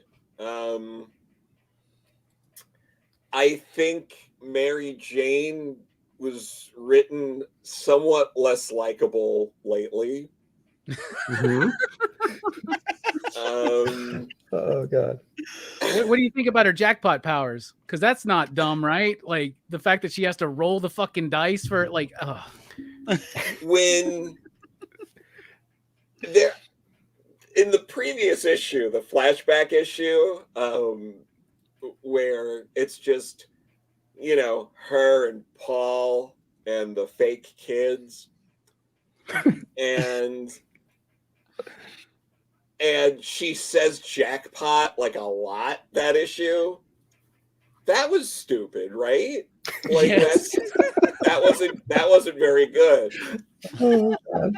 And then they kept doing stuff that wasn't very good. There was this part in Amazing Spider-Man 26 where there's a big monster in Manhattan, so the Fantastic Four show up, and they make a joke about how the Fantastic Four fight big monsters in Manhattan.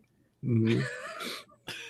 Because it's on the cover of issue 1, remember? Yeah, so they did that, and it starts with a job interview where Kamala Khan wants to work for Oscorp, and they're like, "I'm sorry, ma'am, you don't have the job." And then she goes, "I am Kamala Khan." And then the person goes, "So you really want the job then?" And she's like, "Yeah." So the guy or the other person in the interview, her, I forget who they were, goes Took no like, for an answer. "All right, I guess you're hired." So that way, right after that, she just appears, and Peter could just be like, "Oh, hey, it's Miss Marvel." and then I don't know if y'all know this, but it turns out she dies this issue. And they try to fake us out with it too, even though they spoiled the shit where they're like, we think it's Mary Jane, but it's her. Like, Because but I don't think she's used that power in a while. So like they make a reference to like, I didn't know like you could still do that. yeah.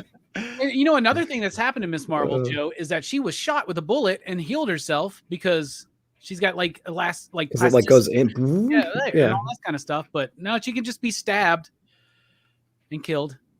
Yeah, I could actually probably go on for a long time, but I should let other people talk about this. Actually, I would rather you keep going because this is hilarious. But like, I don't like. So she gets stabbed, and then what? And then she just dies. Even though I think she's even been like stabbed before. Doesn't matter. And then the stupid Scribble Man Beast thing that's Paul's dad for some reason. Because we're supposed to care that was Paul's dad. Scribble Man.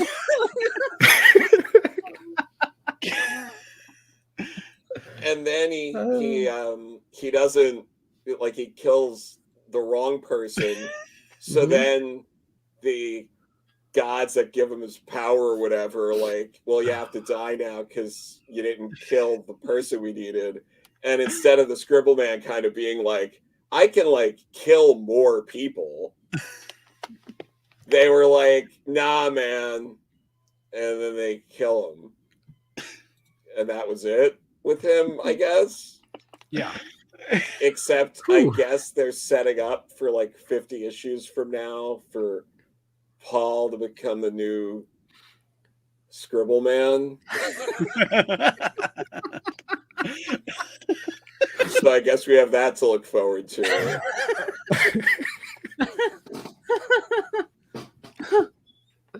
All right. Yeah. There it is. Well, nicely put, Joe. I almost want to clip that out and be like, Joe Corallo breaks down Amazing Spider-Man 26. Because you basically, you said it all. Yeah. Here's the thing. Spider-Man's been an inconsistent book. Okay. And consistently bad. Well, there are moments that I like. Like, I really liked the Hobgoblin story. I really liked the Tombstone story. Yeah, they're doing something fucky with 20 issues ago. Yeah, right. They're doing something fucky with Romita's work here, though. Like, I've seen the line art. You know what I'm saying? Like, Nick Barucci's had pages. I've seen it. It looks great. But then they, like, take away the black line and, like, use, like, color. And, like, I really don't like Marvel coloring for the most part right now, right? And I don't know why. Like, I get it. I know a lot of people like their artwork to look very rendered, 3-dimensional and stuff like that. And we used to do that with line art, but now it's all the coloring, right? The colorists have replaced the inkers, but I don't think a lot of the colorists today understand their job, or the fact that their job, I think they understand their job, but they don't understand that their job is different for each different artist. You don't color John Romita Jr. the way you would color Gary Frank. Right? Because how are you shaping and rendering a blockhead? Do you get what I'm saying? Like, there's something about the style that you come across. It needs flatter colors for me. You look at the stuff, even in the 2000s, with the Straczynski run, right? Yeah. It was good, but then they're starting to do more of that, like, computer coloring and shit. But if you look at the John Romita Jr. stuff from the 90s on Spider-Man during the Ben Reilly era, it freaking works. Like, it like the flat colors make his work look so much better. I love John Romita Jr. I am fucking hating the fuckery that they're doing with his work on this, because I've seen the original artwork. Nick Barucci has it. He bought every page from 26, by the way. He's going to be selling it soon, maybe. I don't know. But, like, it just looks so bad once it's rendered in color. As far as the story, it's a piece of fucking shit, dude. Nobody gives a fuck about this Paul dude. Or I'm glad you said because I can never remember his name, because it's a reference to something from years ago that nobody remembers. You know what I'm saying? Like, all this shit with Jackpot, Mary Jane, Paul, their fucking kids. What the fuck, dude? The kids just disappear, all this kind of shit. And you're right. They're just setting this shit up, man. They don't have the kids to connect them anymore. Paul's going to go down a dark road. Mary Jane and Spider-Man are going to get back together eventually till the next writer comes in and says, you know what? What if we did something crazy and broke them up? And what if he's dating Felicia? And then what's crazy is that Miss Marvel's been like in 2% of this fucking Spider-Man run. She doesn't have her own fucking book. She's got a movie coming out, right? So they're going to kill Miss Marvel, a character that's had no impact to the fucking story. She's only been put there so that they can do this fake out death in 26. And that's what it is. It's a fake out. They were wanting us to believe it was Mary Jane. They wanted the retail. They're the ones that fucking leaked the Mary Jane shit months ago. I guarantee it because it worked. I ordered way too fucking many, to be honest with you, probably. Actually, it's selling pretty well, but maybe that means it's your fucking fault too, you out there, the comic book reader. Maybe we need to stop getting into all this. It's bullshit. It's gimmicky. It's ridiculous. It's not serving the story. Miss Marvel has never been in that book for no purpose other than to die as a bait and switch. It is bullshit. And we all fucking know she's going to come back. She's going to be resurrected with mutant protocols because they're going to find out, holy shit, she's a mutant. Exactly. She's not an inhuman. She's a mutant, right? They're going to sinister do that. then. Krakoa's going to bring her back. And all of a sudden her powers are going to be different maybe. And she's going to make like light blocks instead of fucking stretching shit, you know? And it's going to be more like the MCU.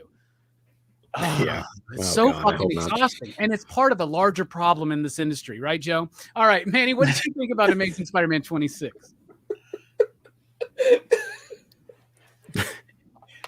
I thought it was all right. No, it's fucking stupid. It was so fucking stupid. Same thing Joe said.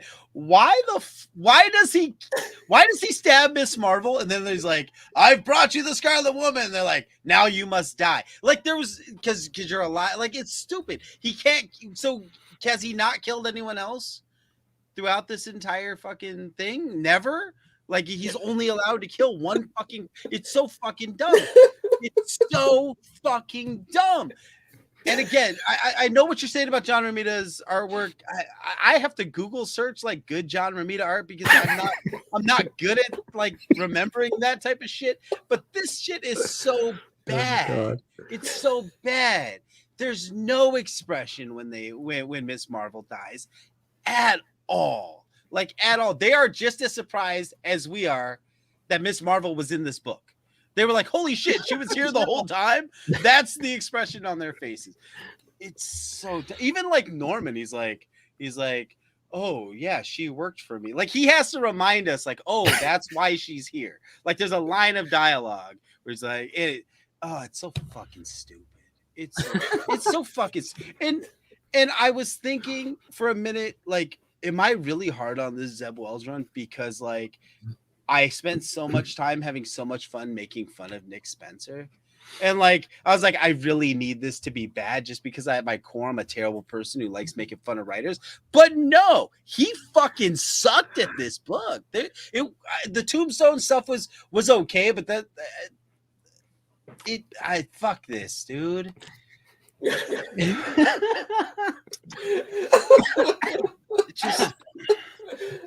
I'm so glad we're talking about Amazing Spider-Man 26 here. You're right, Manny. You're right. I mean, it's stupid. I like the Tombstone stuff. And dude, John Romita Jr., come on, bro. His X-Men run back in the fucking day. Punisher Wars. Daredevil. Daredevil. His Iron Man. Oh my God. Anything inked by Al Williamson or Klaus Janson in particular. His Thor run with Klaus. Fucking phenomenal artwork, man. Yes. 2 issues of Cable, the 2-issue Cable miniseries that once they got rid of Rob Liefeld, and they didn't want him to do it, he threw that shit together in like 2 weeks. That shit's fucking awesome. It slays anything that he's been doing on Amazing Spider-Man. But if you look at the line art, it's still good. It's still him. And I think Scott Hanna's a good inker for him, but I prefer someone with more texture. Is he super into cats? Why does everyone have whiskers? I mean, since you guys are telling me about JR's art, like what is that? Crosshatch bullshit. It's not even a crosshatch. It's just a hat. It's just a hat. It's just a a hat. They all look like fucking Naruto. Like I need to know. All right, y'all. I'm just gonna let y'all know we can talk shit about Amazing Spider-Man as much as we want, but when we start talking too much shit about JR, you're gonna piss me off. Okay, I'm just gonna say that. All right. I love that dude. I met him. It's awesome.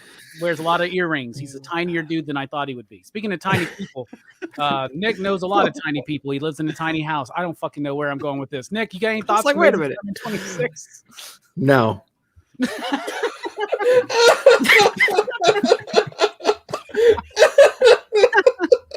All right, moving on. I guess it's time for me to mention another book here. World Tree #2. I'll go World Tree #2 because I really like World Tree. And I said something on my review, and I want to kind of clarify this. I like transgressive, subversive fiction and story, right? Now, I think that this is kind of transgressive and subversive for James Tynion. Now, that doesn't mean that I think that this is a subversive, over-the-top, in-your-face book. But for James Tynion, who is a mainstream writer, who everything that he's doing right now is selling, I think there's a lot of stuff he's doing in here that I think is rather bold. With the story, with the presentation, the artwork, Fernando Blanco, right? Yep. Freaking fantastic. Dude, and that chick with the blonde chick, hot as fuck, dude. That is so sexy to me. Like, her just being completely butt-ass naked, like killing people. And the whole idea of the undernet and the whole idea of like this demonic presence almost. And I really liked it. Now, when I read issue 2, I was having trouble remembering anything from issue 1 except for the last sequence because it was just so like, wow, I can't believe they did that in a Tynion book, right? But the book did a good job of bringing me back into the world. And in issue #2, what I loved about what Tynion did was that it was a series of conversations. They all felt very natural. And even though I was struggling when I was reading it to remember fully all of the details of the concept and everything from issue 1, I was riveted by the conversation. James Tynion's dialogue is getting better and it's getting stronger. While Something is Killing the Children is getting worse, his other works like Department of Truth and now World Tree are getting better. And even Blue Book. And Blue Book's a very cold book. It's very much like an Unsolved Mysteries, Robert Stack narrated type thing. World Tree has a little bit more life. It's got a little bit more danger. And it doesn't feel like a dangerous comic, but it feels like a more dangerous James Tynion book. And it's more in the vein of Department of Truth than Something is Killing the Children. Mm-hmm. And that's what I want out of Tynion, because I think James is a really solid writer. And I think when he's allowing himself to just kind of be a little bit more bold, he soars. And he's working with some of the greatest artists right now. And can I tell you how hot it is for a completely nude woman just to be killing fucking people like that? I think that's great. I think that's great. We need more nude assassins in comics of all genders. I'm down for that. Let's fucking have more sexy people killing people completely nude. Speaking of sexy people killing people completely nude, Manny, any thoughts on World Tree? I haven't read it yet. The last sexy nude person I saw killing people was the Hulk guy in 20th Century Men. That guy was just slanging the entire time. But I hear good things. Circumstances is a big fan. So that much I know. That much I know. Yeah. And Damien's right. What's up, Damien? We need nude comic reviews too. So maybe next week or next month we'll try it. We'll sound just joking. Nick, any thoughts on World Tree, brother? If you didn't, Tynion's one of those writers where like you can immediately identify his books. Like there's certain writers that you can be like, okay, this might be somebody I've never heard of, or it might be something, but like him and like Scott Snyder, not surprisingly, you can like identify their books immediately. And when you get those character pages where it's like 2 or 3 or 4 or 5 pages of just 2 people having a dialogue while they're acting out some kind of a scene, like pouring gasoline around a house and about to light it on fire, or sitting in a crowd of people waiting to get into a crime scene, you're just witnessing like these people's deep, dark inner thoughts and things like that.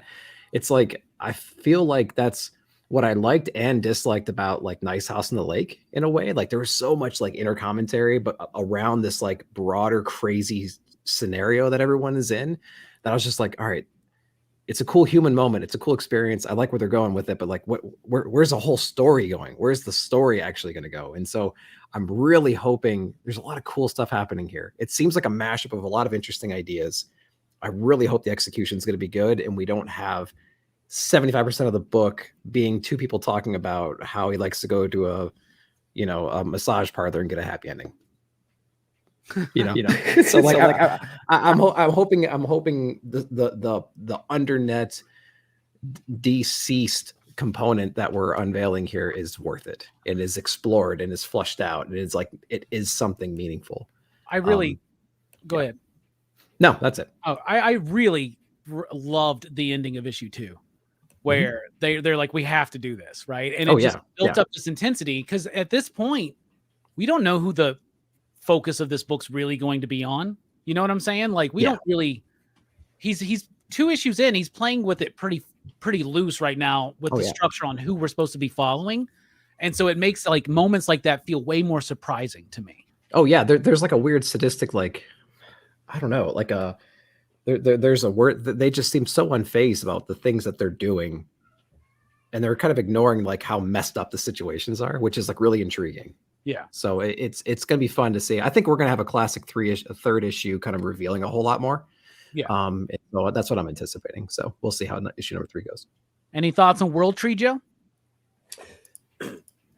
Like a bunch of things I feel that James writes, it's gonna be easier for me to binge this when it's all done or when there's a lot more of it than to go from month to month. Because what everyone's sort of been saying of like, I'm like, oh, I read too many things before this next thing for me to remember everything. Like I think I'm gonna appreciate it more when I read it all when it's done. Yeah. Yep. All right. Absolutely. Good book. All right. Time for the rapid fire portion of the program. Any books that we didn't get to talk about, anything you want to recommend here, this is the time. So Manny, rapid fire it off, my man. Boom. Radiant Black. This last issue, number 24, was more Radiant Black. I do like that they're making us choose which of the 2 characters we get we want to be the Radiant. I think that's kind of cool. I do feel like Supermassive fucked that up though, because they drop like a MacGuffin in Supermassive that's like, oh, I bet this is gonna give one of them fucking magic powers, and then it's gonna spoil the fact that one of them can't be a superhero anymore. But I do like Radiant Black. Radiant Black's been really good. Nick's probably gonna mention those, so let's go. No, you can take them. Huh? You could take them. Aw. I got a stack here, dude. Ambassadors number 4 was really not that good. one. Was really good. I know the twist as to who is going to be the new ambassador is like spoiled because it's on the fucking cover. But you know what? If Marvel can do it, so can Image. God damn it! I did like this. I like the way that they're building the world. We're getting little tiny bits and pieces about what's happening in the Willy Wonka chocolate factory of superpowers. But then we're also getting these like really in-depth moments with the characters. I think when the team comes together, it'll go a long way. It's like how, like when you build a cinematic universe of superheroes, you give them each their own movie, and then you build to a giant team up movie instead of just fucking starting there. Like, so this worked really good. Fantastic Four issue number 7. I like this one. This was so cool. I like that Dr. Doom felt menacing. Like, I'm fairly new on my Dr. Doom journey. I always hear how good Dr. Doom is, how bad, what a badass he is. But then like, I see like books like Strange where Clea's like, just get out my house, motherfucker, and like boots him out, and he's not even a challenge. Yeah. This one, he fucking wrecks the Fantastic Four single-handedly. No issues. It's like not even a thing. It was so fucking cool to see. I do love the bit where he removes each letter of the alphabet from their memory except for DOOM. Yeah, that's a Doom thing to fucking do. Oh, yeah. It was so cool. I really dug it. I'm really liking this Fantastic Four run. It doesn't feel weighted down by like, there's not a lot of jargon, although there is science in it. There's not a lot of like super crazy, like dense, like serialism to it. Like there is an overarching story that they destroyed a block in Manhattan, but it's like, it's still just allowing itself to be episodic and fun. So yeah. I like that. I appreciate that as a new reader. And then let's go, because I have to show this one. Otherwise my daughter will be like, you're a dick. She's probably saying that anyway. But Kaya issue number 8 was really fun. I liked the fact that we're getting like the runts, if you will, the son of the like guys from the Poisoned Land and Jin are both kind of these little characters that don't really do much except follow other characters around. I like to get that. They get those moments. I felt like it was good character building for Jin. It is a kid's book. It does read like a kid's book, but it's still a really cool world. It's a kid's book in the same way like Labyrinth or The Dark Crystal or any of those are kids movies, right? They're for that audience, but they can be definitely appreciated by the parents. I absolutely love Kaya. So yeah, Kaya is a great book, and it's crazy because I'm a big Wes Craig fan, and I love his work on Deadly Class. Kaya, like you can tell it's the same artist, but it's a different approach, and it's just beautiful, man. And like that's how you tell a goddamn comic book story. You know what I'm saying? Like he's the goddamn Batman. You know what I'm saying? Like it's that good. It's like, no, hold on. Why did I make that weird Frank Miller reference? Anyway, all right. Kaya's good. That's a good book. I think my edible's kicking in. Nick. All right. Rapid fire. Let's go. Rapid fire. Image, The Forged, issue number 3. I love this book. It's got this cool format. The name is escaping me right now, but it's an insanely cool, like female space marine kind of a thing wrapped up in this big conspiracy theory with these magical people, and they're on this hostile planet right now. Very, very, very cool book. You guys should be checking this one out. I don't hear a lot of people talking about The Forge. I'm absolutely loving that book. That book's just too long for me, man. I read issue 1 and I liked it, but I was like, every week it comes out, I'm like, yep, I can't put it on that. I know, but it's so good, and the art's incredible, and I love the coloring. It's a cool book. I love that one. Peacemaker tries hard. This book was awesome as well. We talked about Kyle Starks earlier. It's so fun, so vibrant. I love this one. It's got all the humor from the show, from the movies, everything like that. And we see him creeping in on a lot of the other DC books. And when he pops up, I'm like, oh, this is cool. Because I like the way that he's kind of enforcing things now in DC books. I promised that this one would be on there. TMNT Usagi Ojimbo issue number, what is this, 2? At this, wow, is this number 2? I thought, well, 2 maybe I and got 3 are out. 2 and 3. Yeah, I was like, wait a minute, I know we had another one. Very cool book. If you're in the TMNT or Usagi, I think you're going to love this one. Stan Sakai is doing the art and everything in here. Eastman has some covers, but he's not as cool as Stan by doing some wraparounds. And Laird is Eastman and Laird are actually going to be collaborating, I think, on issue number 4, if I'm not mistaken. So be on the lookout for that one because they haven't collaborated in probably decades, if I'm not mistaken. Yeah. Red Room, Crypto Killers issue number 1, Ed Piscor, volume 3. Red Room, awesome story. I love this one. It wasn't as Red Room, but it was as sinister as any other Red Room book. And after watching those guys like break down some books and things like that, like you kind of start dissecting the panels and the artistic choices that Ed uses in here. And he definitely takes his time and loves the craft. And it really shows in his writing and art. Love that book. And one more that really actually surprised me because I was kind of on the downslope of the series, but Local Man, one that just came out this past week. This was a killer book. And I think it had a lot to do with the ending and the explanation of like the affair that happened in a way. Like it blew my mind. And that was more explored in like the alternate story that's in the back. But we got a really cool story in this issue, and the art's amazing. This book's turning out to be something really, really interesting. So check that one out if you haven't yet. Yeah, loving Local Man. Loving it. And I'm very, very impressed with the work that Tony's doing in that book. It's so cool. That book could just be very silly and not take itself very seriously, and it doesn't, but it's doing something really fun, and I'm enjoying it. Shocking, too, yeah. And Red Room, man, wow. I'm going to be sad to see that book leave, though. I really am. Says he's got tons of these stories, man. I hope he goes forever. I'm happy for Ed to like move on to something else. Right now he's toying with the idea of doing a daily strip. Yeah, he's been playing around with those. Playing around with that, and you can see his influences of like Charles Schultz and the Prince Valiant stuff, Hal Foster, all that. So yeah, I'm going to be very excited to see whatever he does next because him and Jim are just getting better and better and better. All right, Joe. Yeah. What about you, man? What you got for rapid fire? Well, we can't get this far into we can't end without bringing up Green Lantern #1. That was a solid book. Yeah, it was. It really was. So gotta mention that. Gotta mention Shazam #1. Another great #1. Again, DC's been doing really good stuff lately. DC, if you're watching, I'm out here talking about how great you're doing. Yeah. But Send the checks our yeah, way. absolutely. But also Superman number 4, great. Briefly mentioned earlier, but yes, Superman number 4 is great. That Nick Dragata sequence was awesome, man.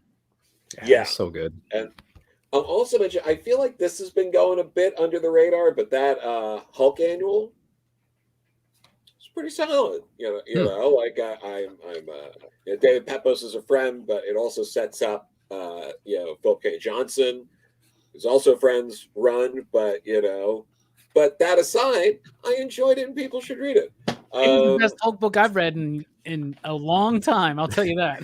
Yeah, no, I love being able to like books like Hulk, and it was nice being able to like Hulk. The Seasons of Teeth number 2, that was solid. That was a better one. Yeah, good book. And this one also, I think, went a bit under the radar, but Jinxed a Cursed Life number 1. If you're wanting to keep up on all the Archie horror stuff, this is what they're going to be doing. They're going to be doing at least another Jinx horror one shot.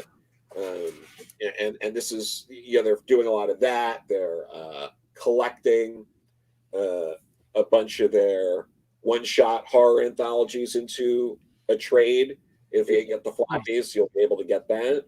So you'll be able to get 2 of my stories in that trade when that's out. Which is also why, you should be checking out Archie, because they like me enough. So, give them a shot, right? Yeah, right. There you go. I like their the thing that they're doing now, where they're doing like Chilling Adventures as like a series of one shots. Like, I like that approach. I think it's good because honestly, all we want really is we just want Afterlife with Archie to continue in some form or fashion. That would be great. Or Chilling Adventures of Sabrina. But this is cool. And Archie's a publisher that not a lot of people talk about, and Archie's been around for so long and is such a part of almost every comic book fan's journey, right? Oh, yeah.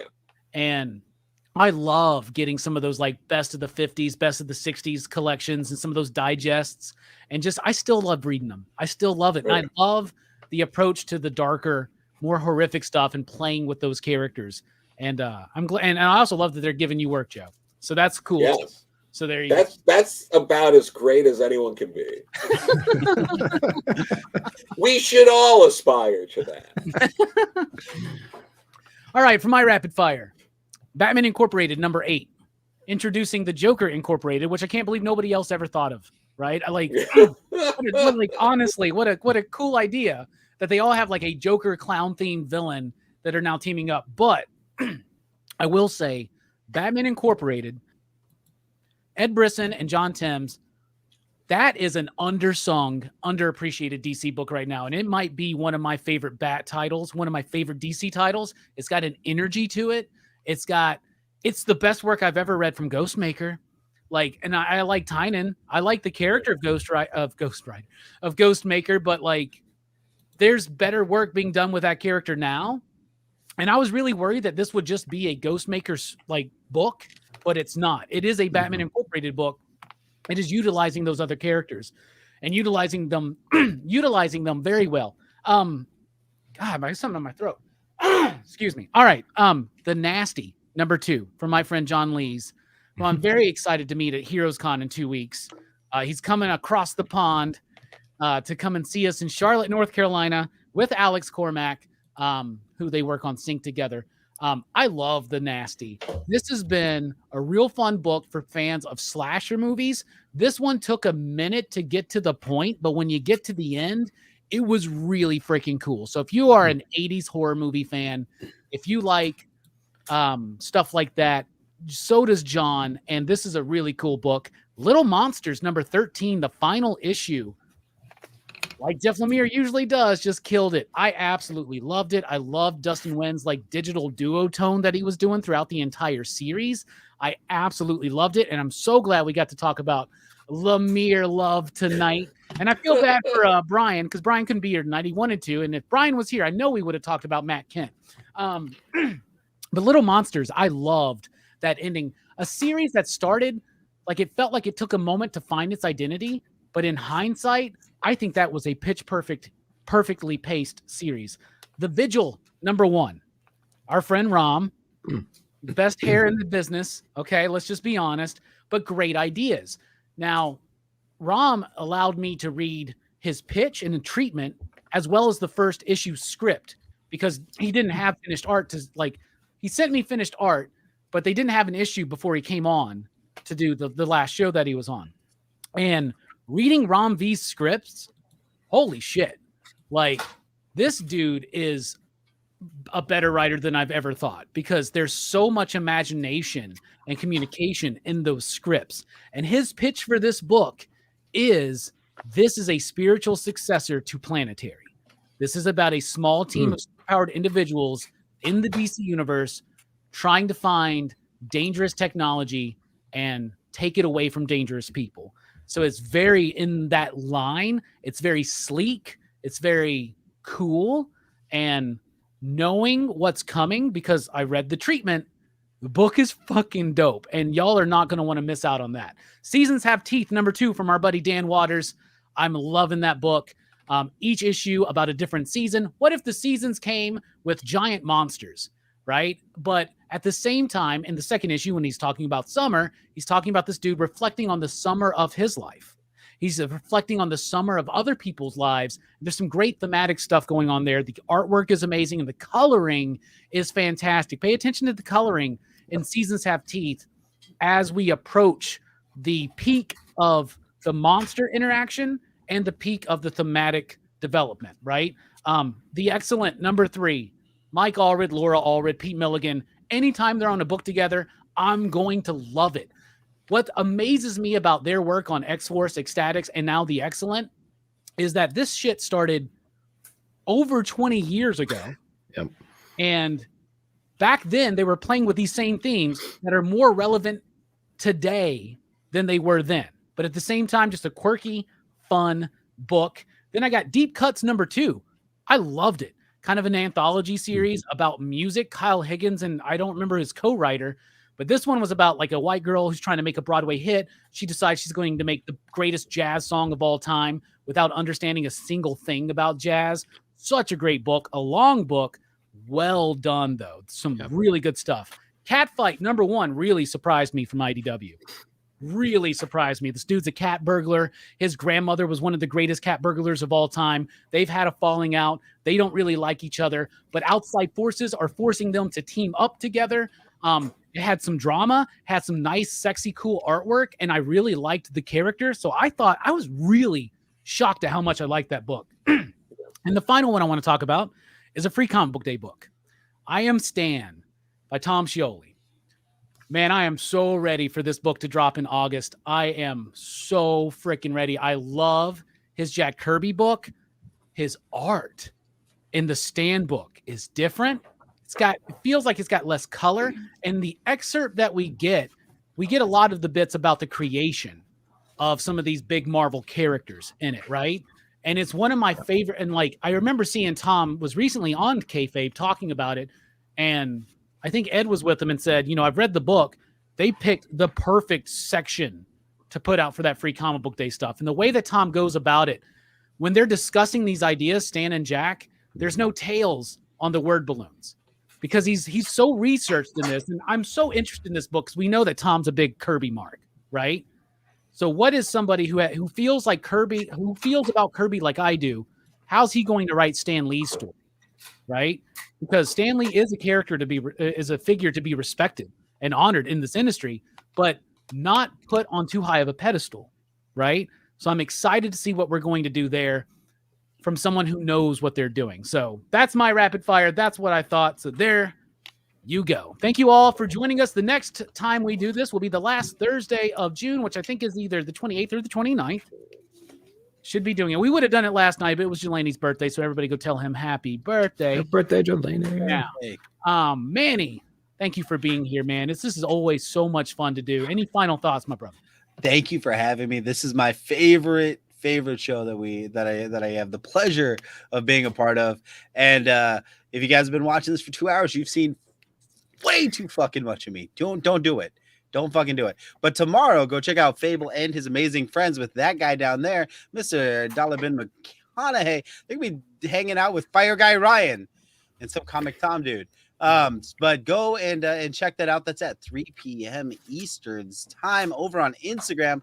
The best damn pop culture talk show on Instagram, bar none.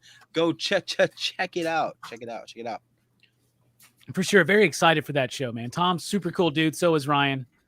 Finally got to meet Tom in person at MegaCon, and he was a super, super cool dude. Had nothing but very positive things to say about the PCP Army. So I'm excited to see that collaboration. Nick, final thoughts. Thank you for being here, bro. Of course, outside of me, you're the best view on comics, I think, on the internet right now.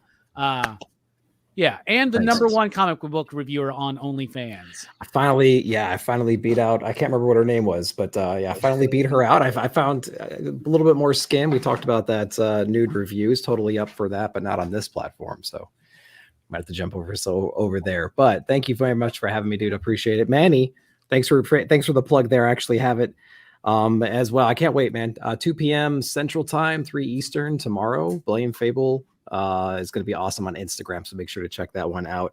It's going to be a great one. I'm actually going to be over on my local shop does a podcast on Sundays. They record on Sundays, so I'll be over there as well in the shop over at Cadets.